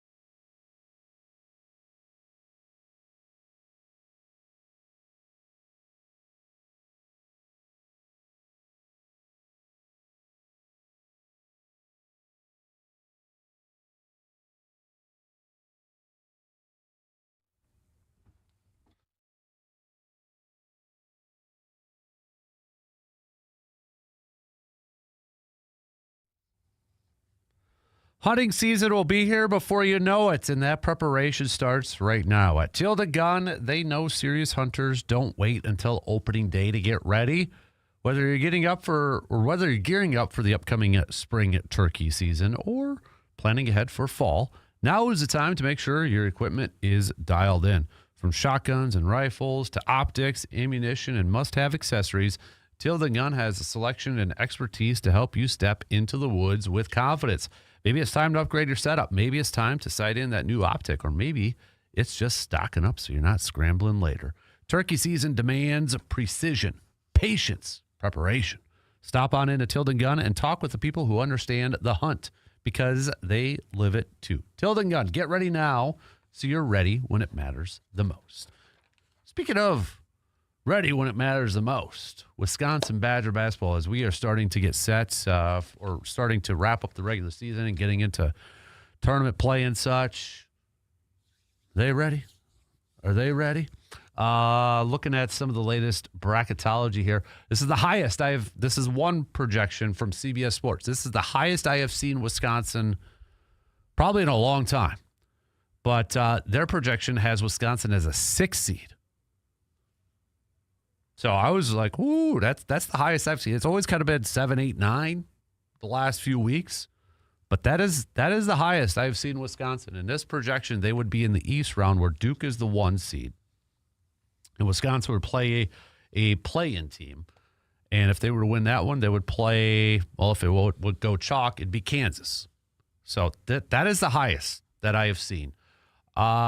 On 3 has Wisconsin as a 7 seed in the Midwest region.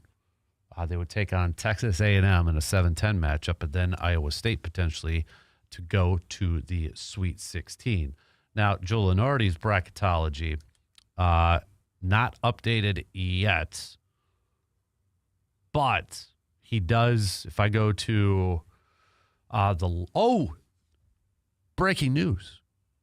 It has been updated since we last chatted about it an hour ago, because earlier he had Wisconsin not as a lock, but as in the category should be in. Wisconsin has now moved into the lock scenario. So he's got Wisconsin as a lock in the Big Ten. All right, so that has changed. Which, I mean, if we revisit what we said well over an hour ago, projections had Wisconsin as like a 97% and such to make the tournament and that. So, all right, Wisconsin's locked. Now, where are they going to be at seed-wise? Getting 6, 7, 8. I think they still have a chance to maybe move up. Now, maybe for a lot of college basketball fans and for Badger fans, they probably don't want a 5 seed, because then you got to deal with the infamous 5-12 matchup. I don't think they could get as high as a 4. I think for even that to be maybe talked about, they would have to win the Big Ten Conference tournament. And that path, I would imagine, would include, wins against, Michigan, Michigan State, with teams they've already beaten, Illinois, Nebraska, and that. But it seems like maybe the ceiling is a 5 seed, and that's really kind of pushing it. And maybe the floor is like a 9, with kind of the median, the average, 6 to 8, somewhere around there. And, obviously I'd rather see Wisconsin bare minimum get like a 7 seed, because 8, 9, then you're talking about potentially facing that 1 seed for a chance to go to the Sweet 16. And I still think Wisconsin is going to be a team that no higher seed is going to want to face for a spot in the Sweet 16. Whether it's a 1 seed or whether it's a 2 seed, or maybe if we use CBS Sports' bracketology, a 3 seed in that case, I don't think they're going to want to face Wisconsin. Wisconsin is such a wild card team. It's such typical Wisconsin basketball, right? They showcase that they can beat any team, but they showcase that they can lose to any team. It's a broken record. For whatever reason, It's like that again this year. They've got some great wins, but then they've got what?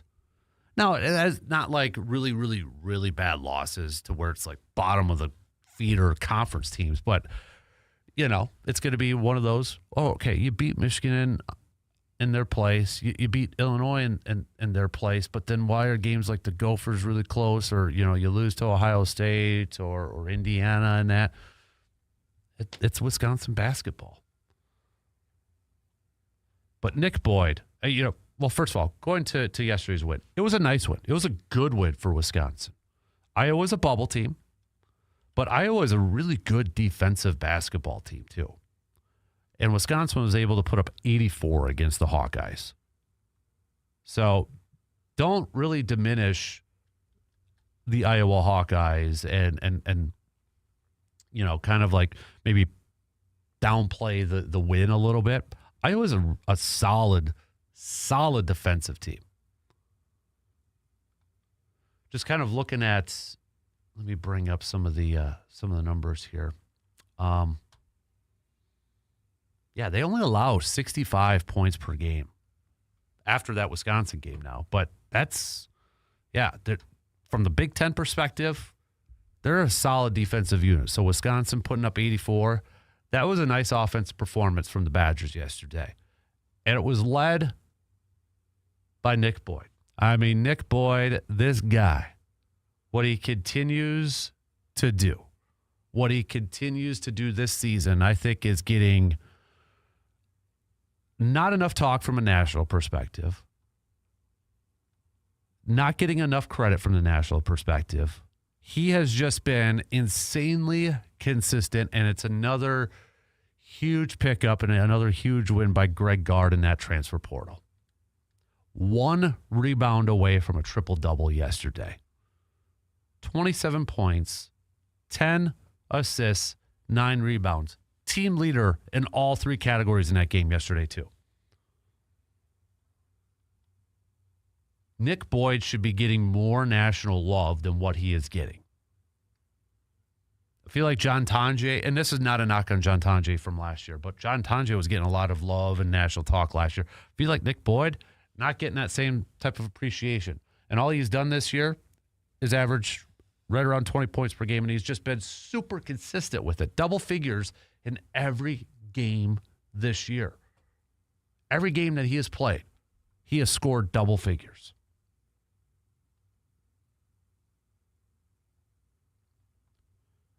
And the narrative when it comes to tournament time, at least it has been throughout the years, has been teams that have good guard play are the teams that advance in the tournament.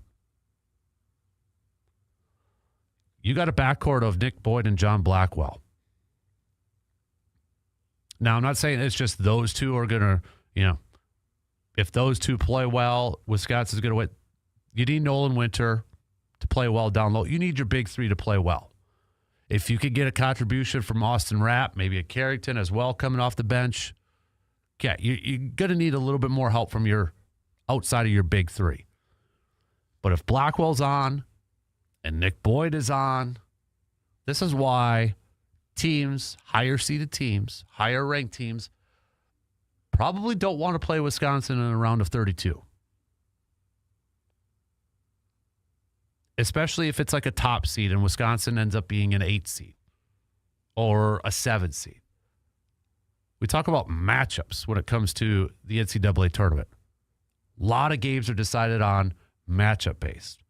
We talked about like with Wisconsin last year. That round of 32 game against BYU, awful matchup for Wisconsin. Wisconsin was seeded higher, ranked higher, awful matchup for Wisconsin. Wisconsin, I think, could be an awful matchup for some of these higher seeded teams. It's just, can they be consistent? They are going to live and die by the 3. And hopefully they're going to be on when it comes to that game. Wisconsin yesterday, from the 3-point line, 42%, compared to Iowa, who was just 27%. Wisconsin shot an awesome 54% overall from the field. And 18 to 20 from the charity stripe. They shot nearly double the amount of free throws that Iowa shot yesterday. Iowa only went to the line 11 times. Wisconsin got there 20 times. All right, we got to take a quick break as we approach the bottom of the third quarter. Plenty more to get to, though. All right. Don't forget, send me your VFW Post 305 best and worst from the weekend. Also, your fill in the blanks. Let's fill in the blanks for the. I just had a brain fart. Fill in the blanks. I'm not saying, but I'm just saying. I'm not saying blank, but I'm just saying blank. What you got? All right, send it on over. All right, we'll take a quick break. Plenty more to get to. Coming up after these quick words.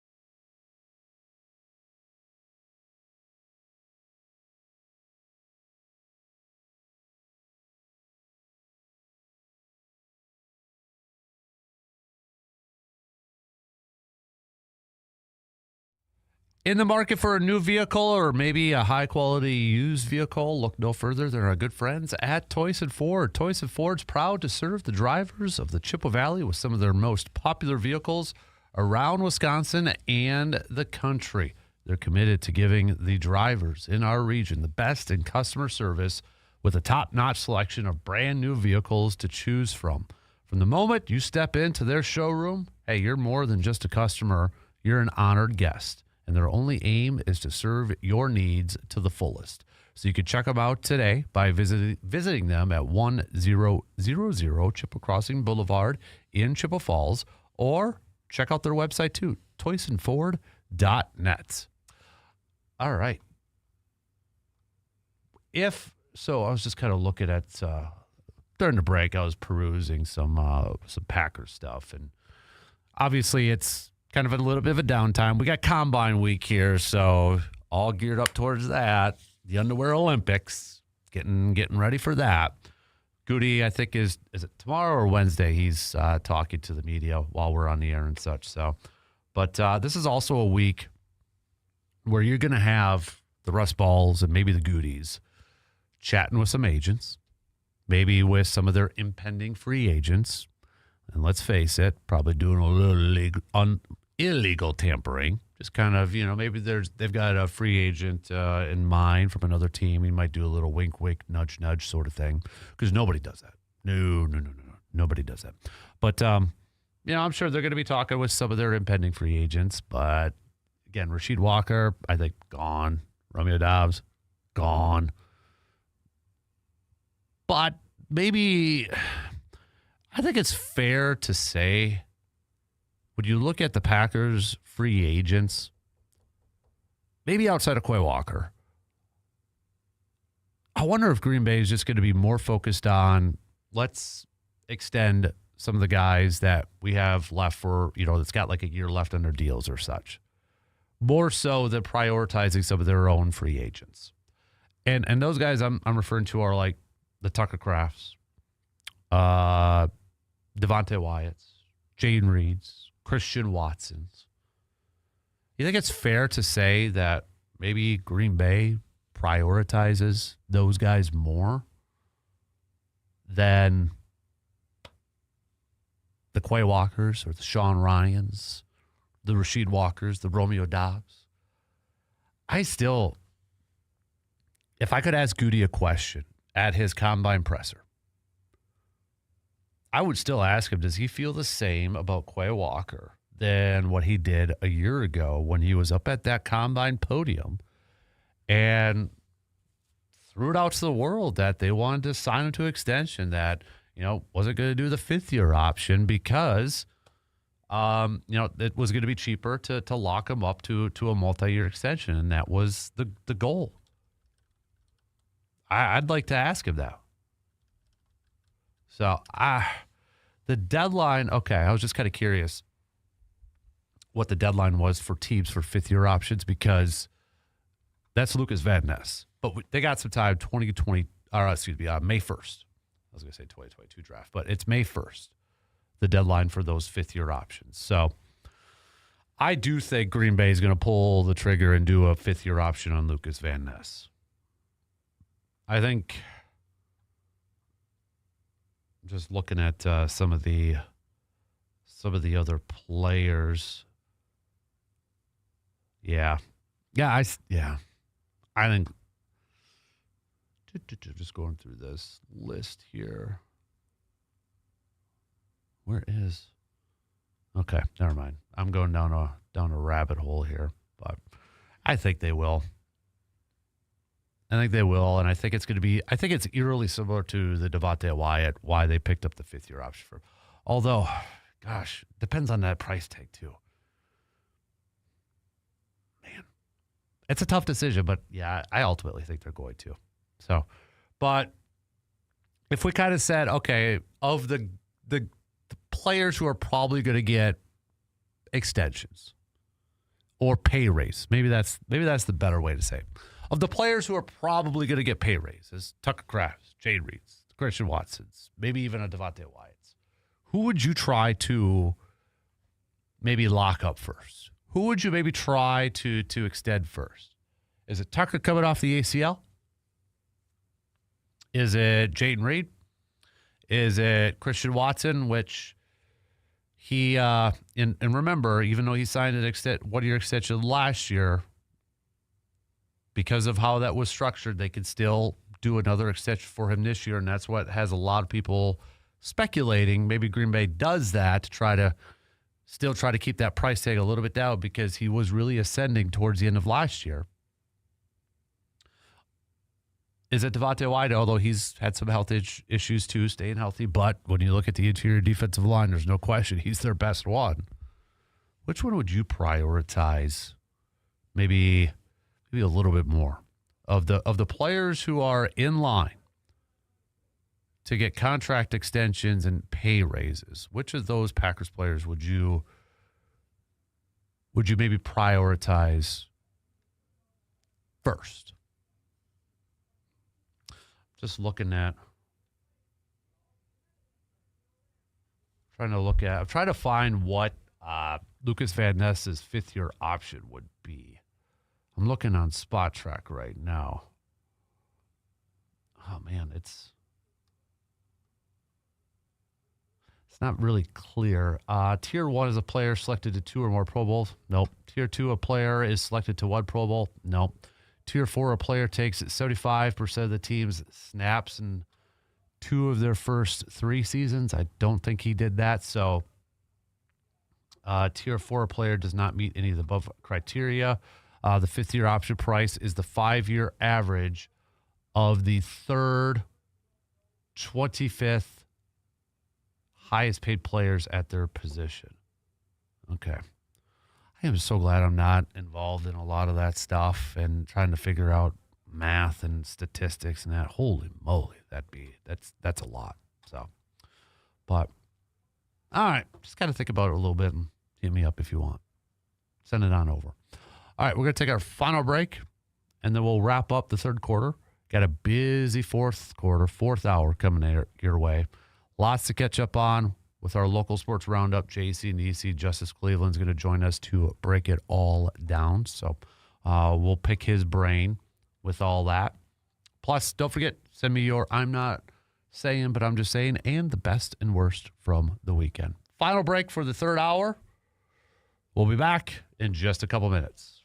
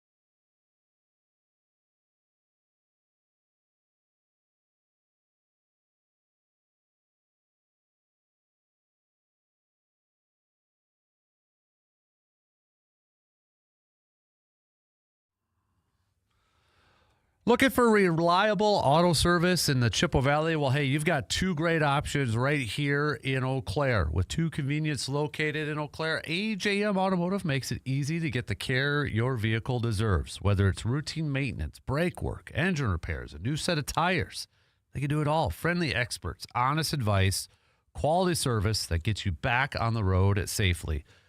For more details, info, just head to their website, ajmautomotiveservices.com, and make sure you're following and liking their Facebook page as well. AJM Automotive, dependable service, done right here in Eau Claire. Surveyor chiming in, saying, great question about the contracts. Tucker Kraft tried to sign him to a contract close to TJ Hawkinson at $16.5 million per year. Jaden Reed signed to a contract similar to Darnell Mooney. Seems like you've maybe did some research on this already, Surveyor. Darnell Mooney, $13 million per year. Christian Watson, if he could play a full season, he deserves number one money, similar to Cortland Sutton's $23 million per year. Extend LVN, Lucas Van Ness, for a one-year prove-it deal at $10 million.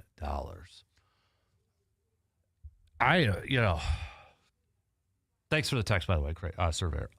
I know there's one question that's being floated around NFL social media, and it's Jackson Smith-Njigba's upcoming contract. And the number being floated out there potentially is about $40-some million per year. Wow. This is just, wow. Man, I mean, and I'm not saying he doesn't deserve it, but it's like between quarterbacks, wide receivers, and like edge rushers, wow, there's a lot of money being floated out there. And with caps and such, and caps go up every year except for, the COVID year, or they kind of went down and such, and teams had to reset, and that's when you really saw the void years come into play.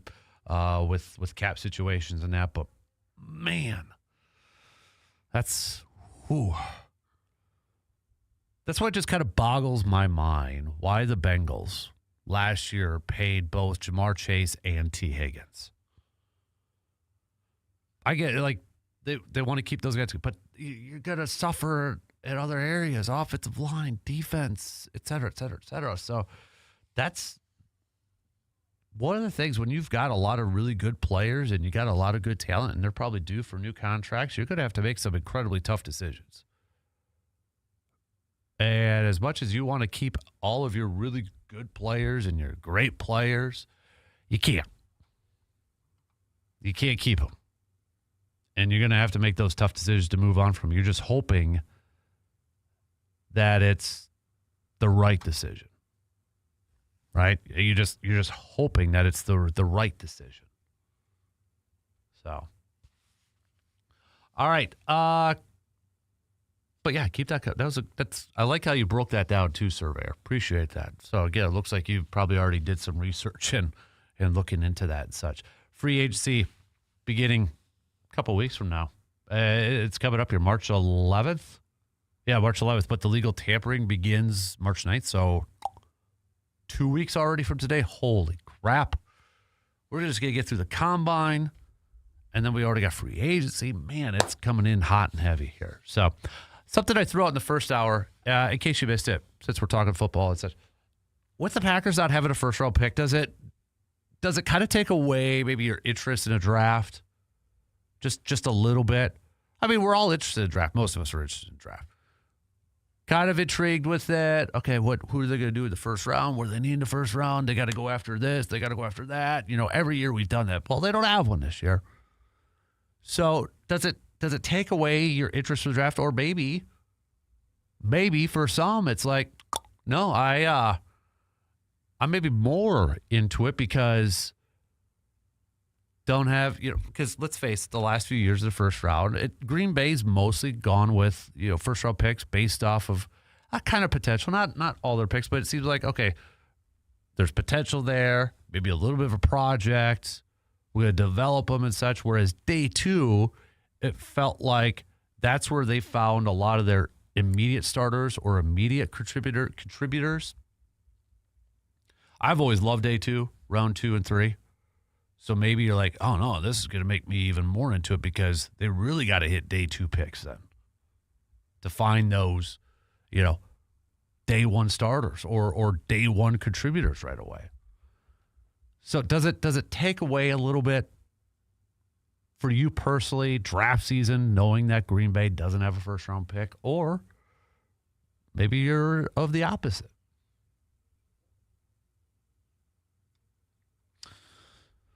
Let me know. All right. Let me know. Hit me up with a text, 715-830-1912. All right. Got just a few minutes left to the top of the hour here. Busy 9 o'clock hour coming up with our guy, Justice. So lots to hit up with the local sports world. We'll do that. We'll get back to some more Olympic stuff as we wrap up the Winter Olympics, the 2026 Winter Olympics. If you did not vote in our Post-Glass and Mirror 715 Speaks poll question, you can head to the Sports Talk Facebook page to cast your vote, where we asked, did you maybe, how much did you watch or pay attention or follow the Winter Olympics this year? Was it about the same compared to years past? Was it more? Was it less? 42% of you saying right now is about the same. 32% of you saying less. 26% of you saying more. So let me know. Because we did have some Wisconsin connections, right? We had, obviously, with Beth Lewis and such, Jordan Stoles, Team USA Hockey, both men's and women's. So had some local stuff, but also some, great games like yesterday too. So let me know where you're at on that one. So we'll kind of put a bow on some Winter Olympic stuff and hockey stuff with JC next hour. Probably get back some more baseball talk too with the Brewers. We got Game 4, because they played a split squad yesterday. Game 4 for the Brewers coming their way, 2:10 today, where they'll be taking on the San Diego Padres. So we'll talk some Brewers there. Also, we'll maybe get back some more hoops talk here too, with the Badgers picking up a nice win against Iowa. According to the latest bracketology, ESPN, Wisconsin now officially in the locked category for the NCAA tournament. The highest I've seen them on brackets, the latest bracket so far has been a 6 seed. So anywhere between 6 and 9, we've seen Wisconsin these last couple weeks. But just 4 games left to go. They're going to be on the West Coast this week. Got to win those games against Oregon and Washington. Come home. Take down Maryland. That'll get you to 22 wins on the season. And then you wrap up with Purdue. They got it. I know it's March 7th, so that's coming up next weekend. A little ways away, but they could get another win on the road against a team like Purdue to wrap up their season. And depending on what they do in the conference tournament, what's the highest they could get up? I feel like the highest is probably a 5. I know that's that 5-12 matchup that we don't like. We always get nervous about when it comes to the tournament. The infamous 12 seed over 5, and Wisconsin has been the victim of that. So, but 6 seed, that's intriguing to me. I think Wisconsin could do a little damage as a 6 seed. It's all matchup based when we get to the tournament. I don't even want to try to project that or predict that. It's going to be so heavy on matchup based. So, but we'll talk some hoops coming up in the final hour here, too. Last call for your best and worst for the weekend, and last call for your I'm not saying, but I'm just saying. So we'll do that all coming up in the final hour as well. So, all right, shot clock's going to cut me off here in less than a minute. So, again, Justice Cleveland will join us for the final hour. We'll talk about UW River Falls looking for a new head football coach after Matt Walker taking a D1 job. He's moving on to Drake. We'll hit that up. Look at the high school basketball brackets for the boys that were released over the weekend. We got girls playoff basketball starting this week. Hockey's going on. Wrestling's going on. Whoo, a lot of stuff. WIAC stuff. Getting ready for postseason. We had softball opening up for the Blue Goals this past on Friday, too, in a doubleheader. Lots to catch up on. Glad Justice is going to be joining us here in the final hour to help us break all of that down. 3 quarters are in the books. 3 hours already done. 1 more to go. We got news updates, and we'll be back in a couple minutes to kick off the final quarter.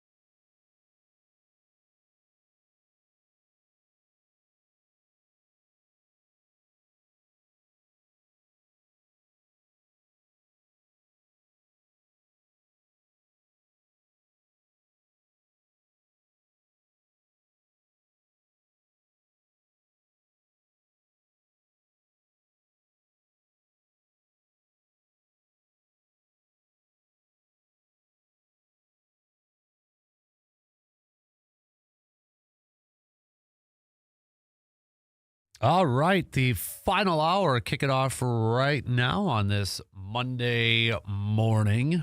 Thanks for hanging out with us, whether you are tuning in on the radio dials, 105.1 FM, 790 AM, online at sportstalk1051.com. You got your Alexa devices, YouTube, all that good stuff. Thanks for hanging out with us here this morning.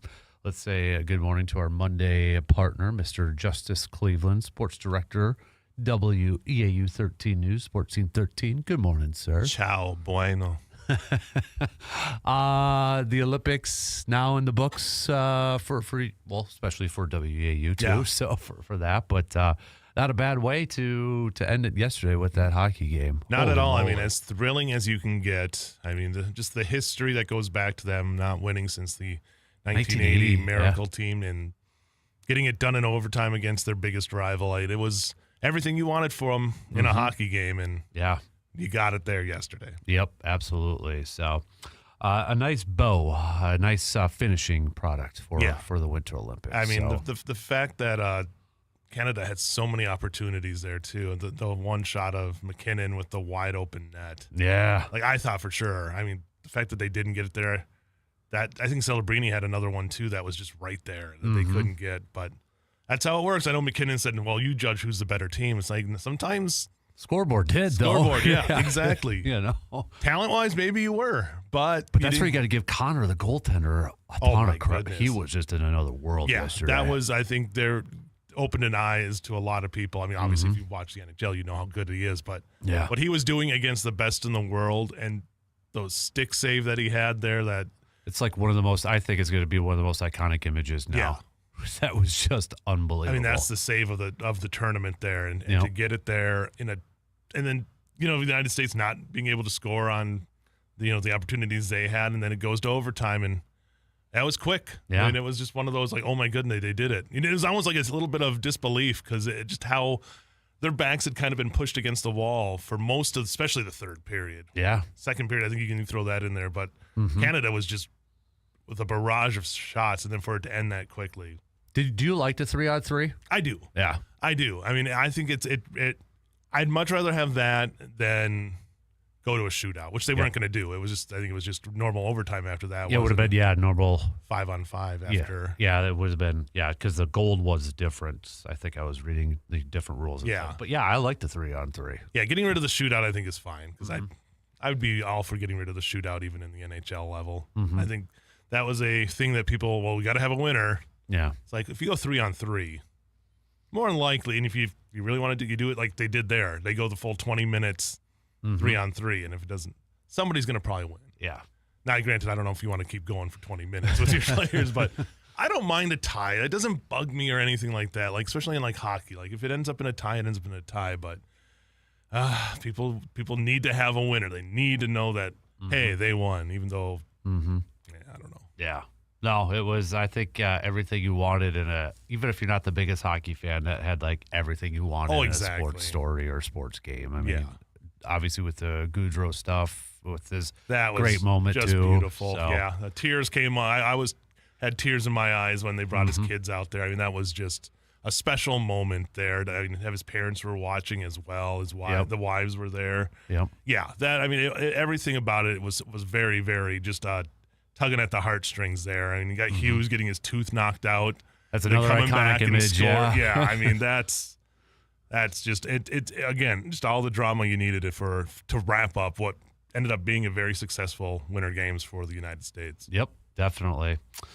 Well, it doesn't get any quieter though for you. No, In fact, no. It maybe gets a little bit busier. Let's do some local sports roundup brought to you by Carpet City Flooring Center, and we'll start off with boys basketball because we got the brackets out. We do now, and it looks like Division 1. Chi High is a 17 seed, Hudson's an 8 seed, Memorial's a 12 seed, and North is a 13 seed. And I think didn't Memorial just beat North in boys basketball? I believe on Friday night too. So if they both pull off, which I'd say are massive upsets, they could meet each other again. So they got some heavy lifting to do. Memorial's got Point, which they're a 5 seed. Memorial's always tough, and the North's got to travel all the way. Both of them have to travel all the way to Kaukauna, and the Ghosts are always a tough team as well. That's right. Yeah, it's going to be some tough hauling there for Memorial, and then Chippewa Falls has the quarterfinal tomorrow at Wisconsin. Or next week, next week. Thank you. Yes, we are still in February. Girls basketball. Girls tomorrow. basketball. Yep. Yeah. D2, we got Rice Lake, a 9-8 matchup. They will play that Tuesday play-in game. As we kind of then Medford, New Richmond, both very talented teams. So that should be a fun one to watch. And River Falls the top seed in that one. Yep. So, yeah. Menominee is a team that's been playing some really good basketball late. So they get Merrill there as a 3 seed, kind of earned that one late in the season. Onalaska, number 1 seed. They got West Salem looming there, maybe, if they can get that win. Toma and La Crosse Logan have to battle each other to play Fox Valley Lutheran, and then La Crosse Central down there at the bottom as a 2 seed. So D2 will be a tough, and D3 it starts getting St. Croix Central gets the 1. The other one going to Altoona, who just beat St. Croix Central. So in the middle border there. Osceola, 3. Prescott, 2. A lot of these teams, I mean, Altoona played a lot of these teams already this year. Stanley Boyd there as a 4 seed as well. So in GET, another tough team that Altoona did. They played pretty much everybody in this bracket. So it was kind of smart move on theirs. Elk Mound, in those play-in games, they'll play Black River Falls as a 6. Yeah, Bloomer as a 12, playing Adams Friendship. Arcadia as an 8, so a lot of local teams represented here on this side. Yeah. And now you go to D4, and this is the one where you see a lot of. It's just like the girls' bracket. This D4 sectional number 1, Colfax. I mean, coming out of nowhere in my mind, kind of to get that 1 seed there. So congratulations to the Vikings for that. They would get either Prairie Farm, Clayton, or Grantsburg there in the second round. You go down, McDonald will have Cumberland in that first round. And they potentially have a matchup there looming with Colfax, depending on the way things go. Go down to Chautauqua Weyerhaeuser, a number 3 seed. They would get Boyceville or Shell Lake. Clear Lake, a 2 seed. Unity or Cameron waiting for them. So some familiar opponents. Oh, boy. Look at that. Fall Creek earning that 1 seed. That is, I mean, Fall Creek's the 1 and Regis is the 2. Those two had some just great battles this year. So and then you throw in Osseo Fairchild, which had a bounce back. Ryan Lease coming over there and taking over and helping that team to a 3 seed. And they got an old Clover Belt matchup. If they're in the Dairyland now, but Regis there at that 2 seed. So that's a heck of a bracket right there with those top 3 seeds. And don't sleep on Durand, Arkansas as well. They've played very well, as Whitehall, Mondovi. I mean, there's a lot of good. So this whole sectional is going to be a lot of fun. And then 5s, got Turtle Lake trying to get back to state. They're number 1 seed, and everybody in this one has to play on that Tuesday. So Turtle Lake will start off against Luck and go down the way there. Emmanuel gets New Auburn at New Auburn, so kind of regional rivalries there. Lake Holcomb and Withee, a matchup of a 9 and 8 there, and then Cornell at Mellon, and Gilman takes on Flambeau. Thorpe and Athens, not too far away from each other. Cardinals versus the Blue Jays, right? Athens. Yeah, yep. A little 29, Highway 29, just down the street. Am I right? I think you are. Yeah. Or is Merrill's Blue Jays too. Merrill's too. Yeah. If I'm wrong, I'm sorry, Athens listeners. Just don't. Yeah. It's the Blue Jays. Okay, good. Sometimes I'm come to the point where I doubt myself. Just don't diss the Athens Fair. That's a big thing. I've heard. Yeah, no, I had a friend that went to college that would talk about it all the time.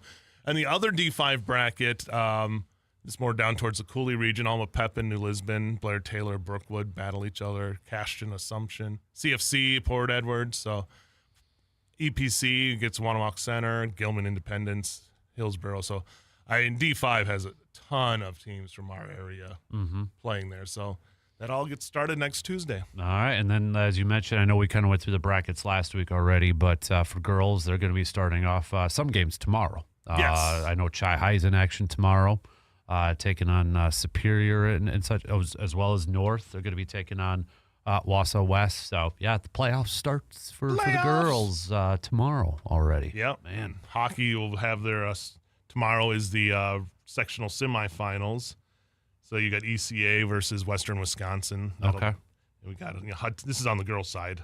Hudson versus the St. Croix Valley Fusion, and Hayward at Superior on the girls' side. So boys' side, Superior, Hudson just surviving. Tomahawk, give them credit, getting bumped up from D2 to D1 and getting a win here against North, and then going to Hudson and they were leading Hudson with about 2 to 3 minutes to play in that game, and Hudson ended up scoring a couple late goals to get the win, like 8-6. Wow. So credit to Tomahawk for being able to do that. Rice Lake at Amory. Rice Lake, say it every year. They struggled in the regular season. The record might not show it, but they got better and better against those big river teams every year, every game.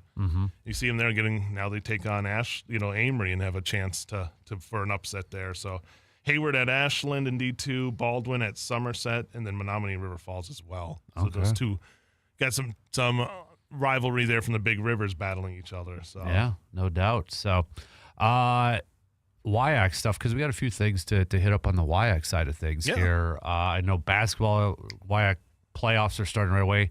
No Blue Golds. Blue Gold women's fell to lacrosse in overtime over the weekend and such, and obviously the men's were knocked out earlier too. But men's stouts, they're going to be in action right away tomorrow, taking on lacrosse on the road. So do have one kind of local team, and I should say it is local because it's a Menominee, but stout is in action for the men's side. And that men's side, that is going to be a fun tournament watch. Both sides, both the women and men, just how much parity there was in both those leagues about from the top to the bottom. It's kind of where I wish they still let everybody in. Right. I think a 1-8 tournament this year, that would be a lot of fun. Would have been crazy because we saw it. We saw Eau Claire on the women's side knock off the top team in the conference. Yeah. We saw Stout get a big win over the weekend against the top team. You know, it's like that is possible. You saw Blue Golds take lacrosse to overtime. So, I mean, it definitely would have been fun, but, unfortunately, that's the way it goes. But, yeah, now you got Stout and takes lacrosse. So lacrosse just heated up. After that loss to the Blue Golds, I mean, they had one loss in conference after that. I think so, yeah. Then Oshkosh, Platteville, 5-4 matchup with those two teams. Man. That's like one of those teams is going to lose. I see getting 3 teams out of this year. That would be awesome. The NCAA tournament. I think this, hands down, was the best conference in both the women's and men's, because you just look at how teams are beating up on each other. So, yeah, I think this is going to be a year that a WIAC team definitely has a chance to make a deep run, if not win the national title. I just think iron sharpens iron, as the old saying goes, and that's how those conference games were for the last 2 months. Right. Hockey-wise, we're going to get into tournament two because for the men's side on Saturday, they're going to be hosting River Falls. And then on the women's side, also Saturday too, they're going to be hosting Stevens Point. So Hobbs will be busy Saturday with some hockey action as well. So, I mean, you have River Falls, who they were kind of the one that was always right there. When now, Eau Claire's going to have to bounce back from that loss to Stout to end the regular season, but they've been a good team all year, and getting to host obviously is the biggest thing. Right. And then with that, Stevens Point and Superior, well, that was from last week. So Stevens Point, that's a team you always got to watch out for. They're, down this year, but man, they have made some runs there. So yeah, I think then the championship would be next Saturday, the 7th, March 7th. So yeah, whoever gets out of this conference too is going to have a good chance to make a run. I know if you're the Blue Golds, you want to take that motivation of not getting that conference title in the regular season and take it in here to the tournament and get that automatic bid. Yep. Wrestling too is going to be a big one because regionals are going to be held by the Blue. I mean, they're going to be busy over there, even though if basketball's not in action, they're going to have hockey and wrestling. No rest. There's no rest for those guys over there. Exactly. So high expectations, especially since coming off their first outright conference championship in the regular season too. So that should be a lot of fun.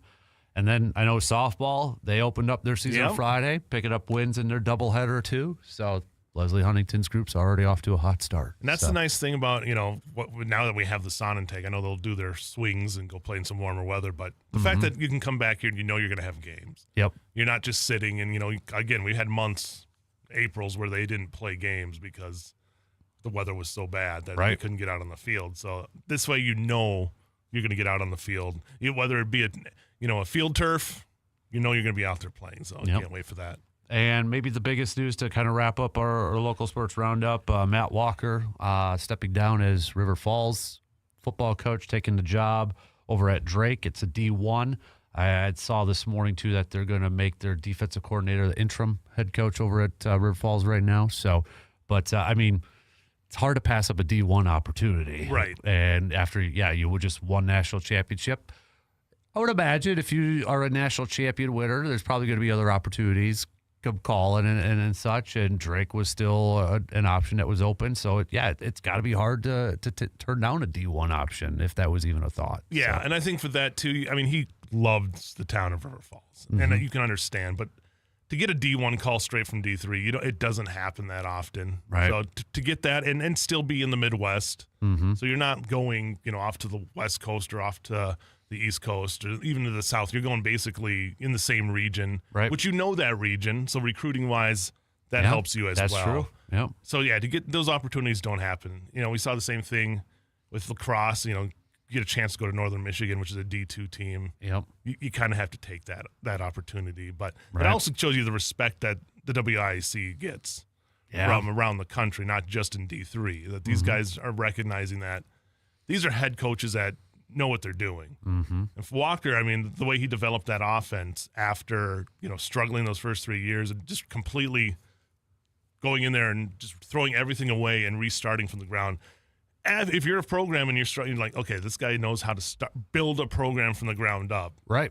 Let's bring him in. And I wouldn't be surprised if they stay with somebody from that coaching staff as the head coach, as did lacrosse, bringing in the defensive coordinator to be their head coach in Sweetville. So, yeah, I wouldn't be surprised. You keep that connection going, especially after you win a national title. Right, exactly. I mean, then you throw in a few years ago with Lance from Whitewater, and goes to Buffalo, but then, what he's doing with Kansas and such too. So, I mean, it's definitely, WIAC conference in football and in a lot of sports. But, yeah, like you said, they get a lot of respect from a nationwide, I think higher people level schools. Look at all those sports and just how loaded it is and how competitive it is, and they realize, this is the cream of the crop when it comes to D3 athletics. Yep, well said.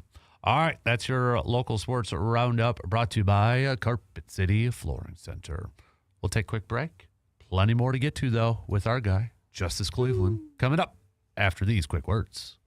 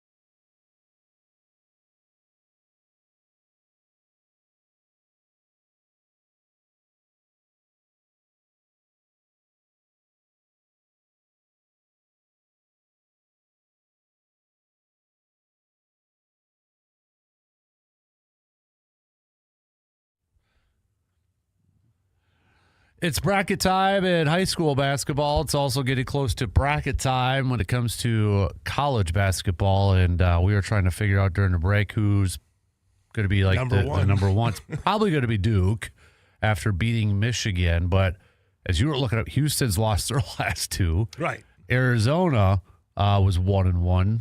Right? 1-1, I believe. They won their last two.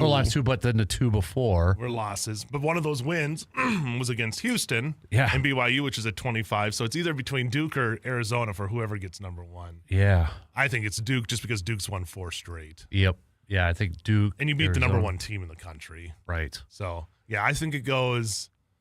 Now, it depends on how far Michigan drops. Yep. But Duke number one, maybe Michigan number 2, and then Arizona. That could be. Yep. Then Houston probably drops a little bit. Mm-hmm. But, yeah, these guys were everybody was beating up everybody in that top 25. Purdue. No, because beating Indiana is not going to be enough to jump you up after losing to Michigan. So, yeah, I don't know if there's another team that makes a big leap. Gonzaga. But if you look at that, Oregon State, Washington State, Santa Clara, San Francisco, and Pacific aren't going to boost you that much. So, as we start getting towards those, who's going to be the overall number one? And I think Michigan's probably got Duke, I would say, gosh, they got to be close to having a one. Arizona was forever that unanimous number one. So I just wonder how much those losses for Houston hurts now as a one. Yeah. You were getting votes as the number one team, then you go back-to-back losses against. Now, if they beat Kansas, who's an 8 seed, that could change things again here too. 3 straight top 10 opponents for Houston. Going Iowa State lost by 3, Arizona they lost by 7, which is a number. So 6, 4, and 8. Yep, man. Well, Wisconsin, I think they're probably going to drop out of the latest top 25. Right, they'll get votes, but they're gonna because you. Go on it was a tough loss at Ohio State. It was against I thought you guys, but Iowa was, that's a really good defensive team, and they were able to put up 84 points against them. But I did see in one of the Joel Lenardi's thing, it's not completely updated, but right there it says they have the categories where they have locks. They did put Wisconsin this morning into the lock for the NCAA tournament. So they moved them up from should be to a lock, which I think is probably fair. I think is right, No, just don't go off and lose 4 straight. Right. To end the regular season. Right. I think, too, this one surprised me a little bit. I did see CBS had a bracket. Wisconsin, they had as a 6. That's the highest I've seen Wisconsin in recent weeks as a 6. Because they were 6, I think, on ESPN and then lost and dropped back down to a 7. Yeah, I've seen 7, 8, 9 consistently, but 6, that'd be because then they would play a play-in, and based off their bracket, they'd probably play Arizona.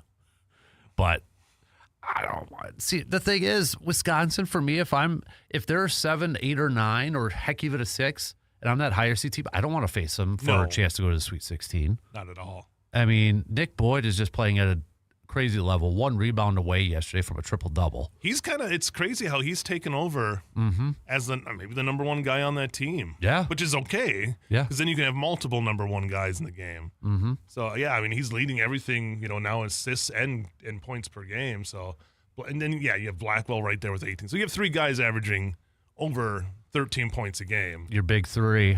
If they could just get Austin Rapp maybe to be that consistent, 4th option and such. And Carrington's had his moments as well. So, but I think this team, again, they live and die by the 3 so much. If that thing's not falling in a tournament, then I'm a little nervous. This Badger. As fast as they move it now, it's still kind of the same concept for the Badgers. If you're not hitting the shots, that's anybody, but as a jump shooting team that's not driving a lot, you're doing a lot more of trying to get those 3s to go. Mm-hmm. If you go cold, it could be an easy one and done in the tournament. Right. But if they maintain the level that they were playing against those top 25 opponents there and getting those wins, that's a team that can beat anybody. Obviously, they beat the number one team in the country. Yep.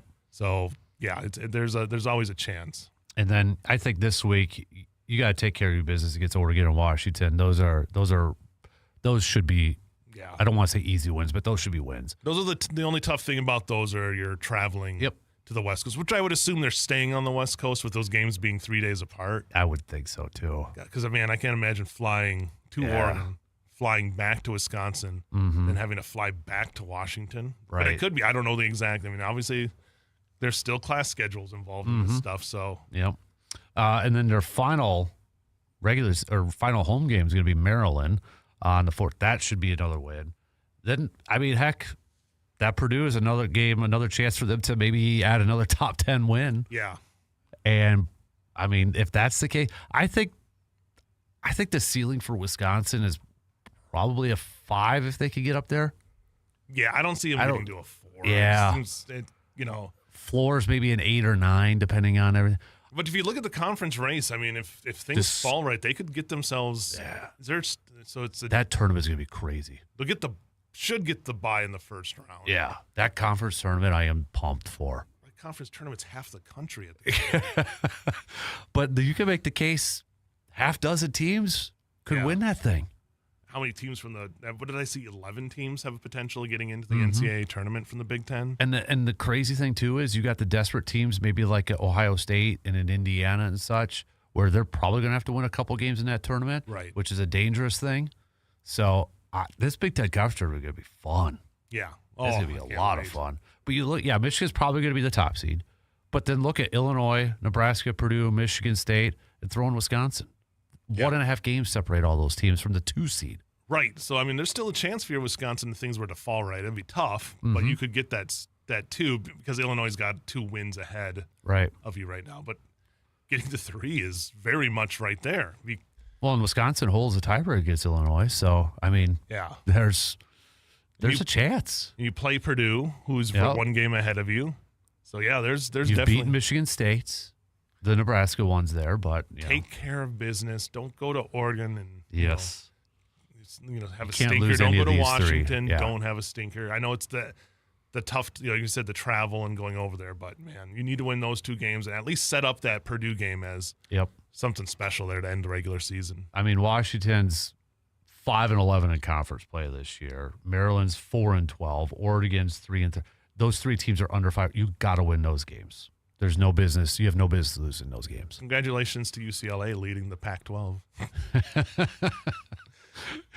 If you want to go the old school way, they would be the top. 1 game back of the Badgers. They'd be. Yeah. Yep. Isn't that funny? Like UCLA, and then you got to go to USC. That's the second best at 7-9. Yeah. A little growing pains for them getting acclimated to Big Ten basketball. Yep. A lot of travel too. That's why. People are like, oh, it's fun to have all these teams. It's like it's also like these kids are now playing traveling like they're in the pros because going West Coast, like the Badgers, you fly over to the West Coast and then you have to go to the East Coast to play Maryland the next week. Yep. So you're going to spanning the country in a matter of a week. Mm-hmm. Man. Yeah, it's I can't wait for that conference start. Not to get too far ahead. I just think it's going to be so crazy. Yeah. In a good way. So, but you look at college with the latest losses too. I feel like we say it probably every year, but there's probably a handful of teams you can probably make the case to win this whole thing. Oh yeah. I know a lot of people earlier, just like a month or so ago, were saying, "Oh, it's Arizona," but now you're like, yeah. We've seen it enough now to know that there is no team is that far above the rest of the country anymore. Mm-hmm. The days of like an Indiana going undefeated, UNLV, and these or even Kentucky at that one point, it just doesn't happen anymore because it's the playing field is so level now because obviously you can go out and find different guys if you have a hole to fill those holes now. Right. So yeah, I don't see it one team, even Michigan with the 2 losses. Obviously they've looked human. Yep. So yeah. Exactly. And tournament is going to be all matchup based. You can have just like Wisconsin and BYU last year. Yep. Wisconsin was a better seed, but it was an awful matchup for Wisconsin. Yeah, it's one that they just it didn't work out. Their strengths were not amplified in that one. Nope. All right, we got to take another break. Plenty more to get to. Let's talk some baseball. Spring training has officially began for the Brewers, and we've got another game this afternoon against the Padres. So we'll talk a little baseball coming up after these quick words.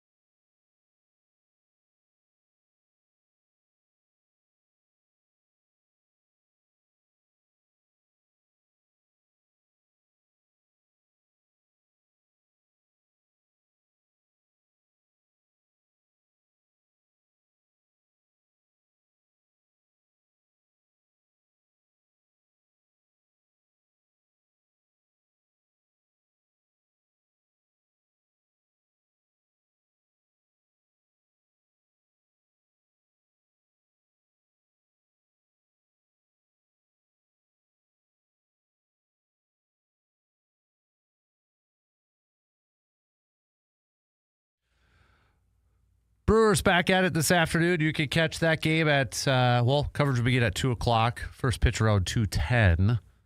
Brewers will be taking on the Padres. Crew looking for their first win of the spring trade season. What's going on? The nice thing for you, Dan, is people at least know Brewers games will be on here. That's true. As it comes to hey, knock on wood, technical stuff. We don't want to jinx it. No, I don't want to jinx it either. But knowing that TV wise, we're still waiting for the what channel will they be on? As anybody who follows the Twins know, they got their own channel for games on Spectrum this last year where they could. Mm-hmm. So I think I gotta believe that's gonna be the similar thing that's gonna happen with the Brewers. So when the games are on, it'll be on. And you'll get to see it, but. Yeah, we haven't seen we're not quite sure. People keep asking me, and I'm like, I don't know.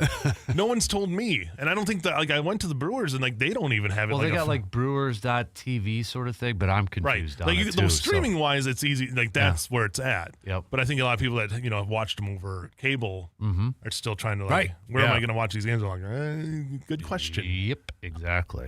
But you can listen to it. Right here, with exactly. The whole crew. So we know, we know, the world knows.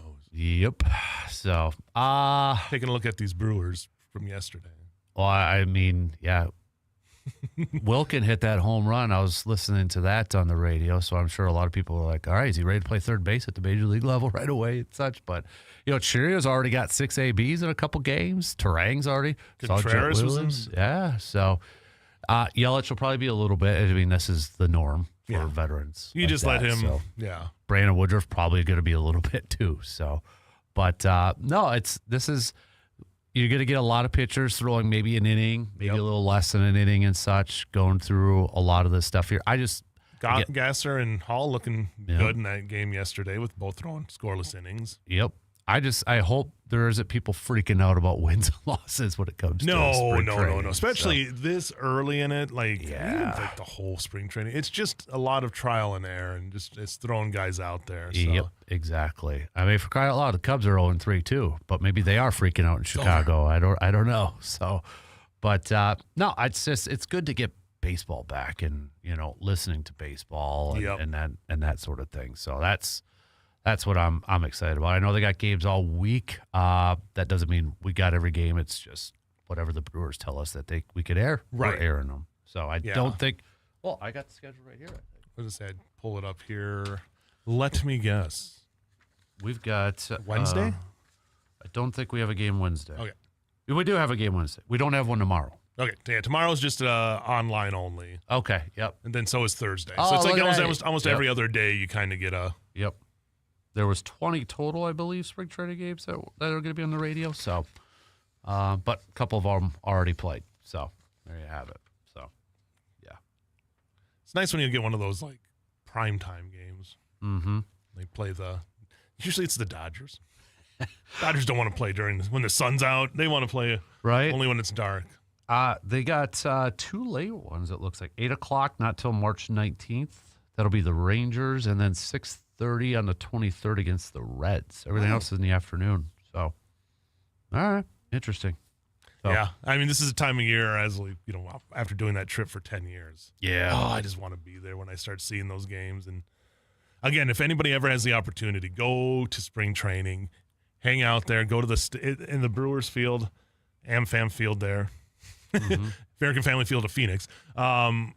Is just to me, it's the perfect place to watch a spring training game because it is much. It's it feels like a small state. It doesn't feel like a major league stadium. You're right there.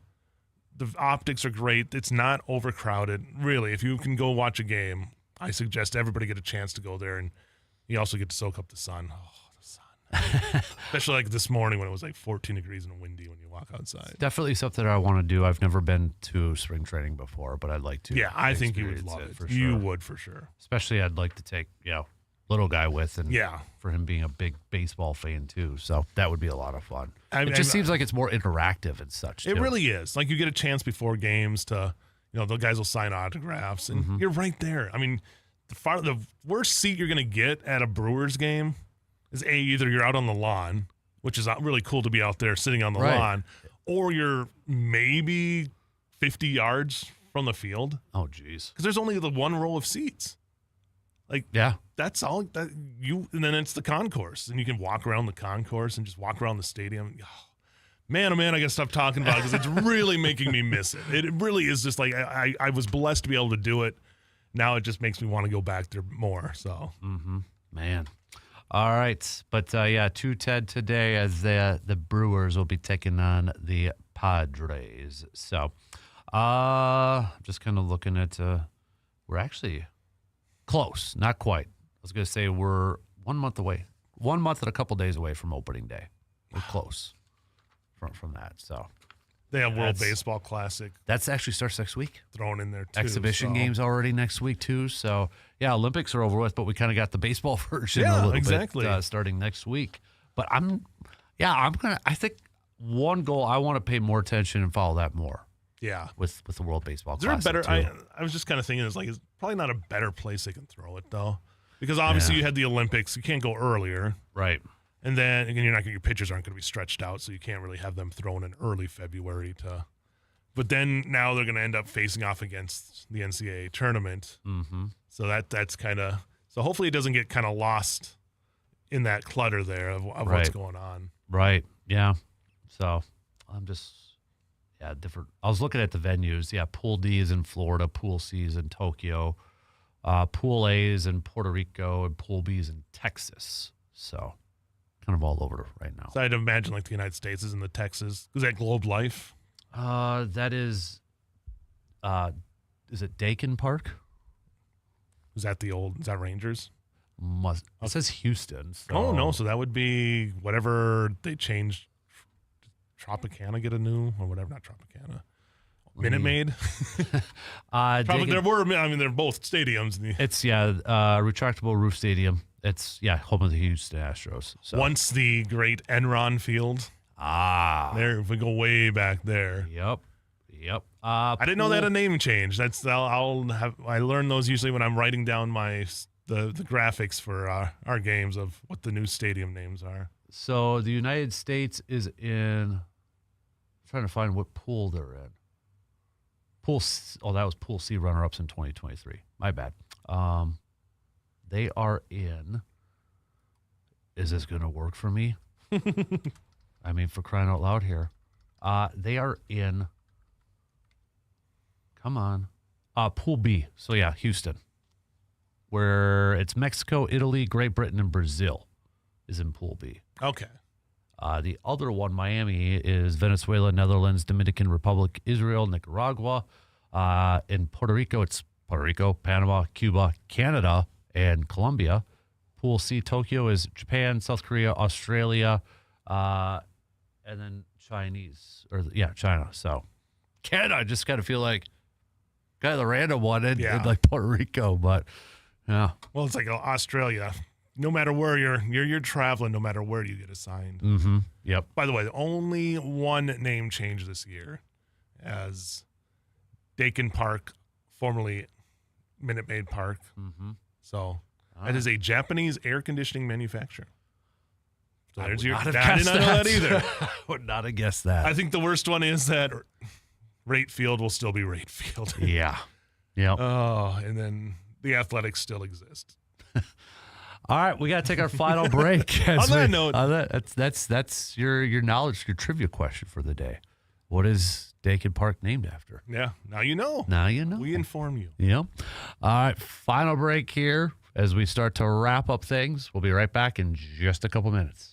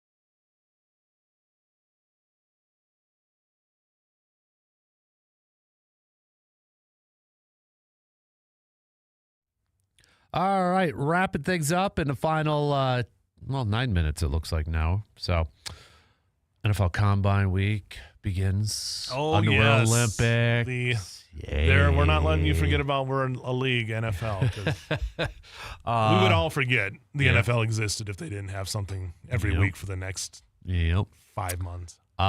2 weeks from today is NFL legal tampering, I believe. So it's coming in hot and heavy, man. Schedule release will be some point. Draft is, just think about it. Just think. Next week's March. Then we could say next month's the draft. But Green Bay doesn't have first-round pick, so. And it's not in Green Bay. But last year was just the perfect. Yeah. They stormed there. That was fun. It was a lot of fun. So, but Bucks are back in action as they try to get back into the postseason here. They lost yesterday. They did get the win on Friday, but I think this is a big week for the Bucks because they got Miami. These are at home besides the Chicago one that's mixing here. But in this week, it's Miami, the Knicks, the Bulls, and the Celtics. The one road game is the Bulls, which they should win that one. But sitting right there, playing tournament-wise. Atlanta's in there too, I think. So, but it's a tough schedule. But hey, if you want to get in there, you got to win these games, right? Do you think Giannis is watching this and the way that team's been playing? Like Rollins has been obviously playing a lot better. Cam Thomas, who would have thought? Well, I've kept joking. It's like any other NBA teams want to just like release a starter, right? That the Bucks can just. I mean that's the best pickup they could have got without having to deal anybody. Yeah, like this is. If we believe the reports that the Bucks were trying to trade for him and the Nets said no, or they couldn't come to a deal, and then you release him, it's like, well, what were the Bucks offering where it was better just to release him? You know what I mean? Kuzma, maybe. Yeah, maybe. Like maybe they were just trying to get rid of too much salary, and they're just like, no. So okay, yeah. I mean, it's turned them around. They look like a much better team, and there's confidence with Thomas that I don't know if you've gotten from like even Miles Turner. Turner hasn't been healthy, but I mean, like Kuzma's been stepping up. I mean, there's potential there. Can these guys stay healthy? Yeah. Will Giannis come back? Are the Bucks too worried about, blowing a potential deal in the offseason? I don't know. But yesterday they didn't look good. But before that, they've looked, what was it, 8 out of their last 10 or something like that? Something like that, yeah. But, I mean, Rollins and KP, 21 yesterday, to Cam Thomas, 15 off the bench. Yeah. I think I saw a stat before that game yesterday, too, where, before the Cam Thomas acquisition and such, the Bucks were one of the worst bench scoring teams in the league.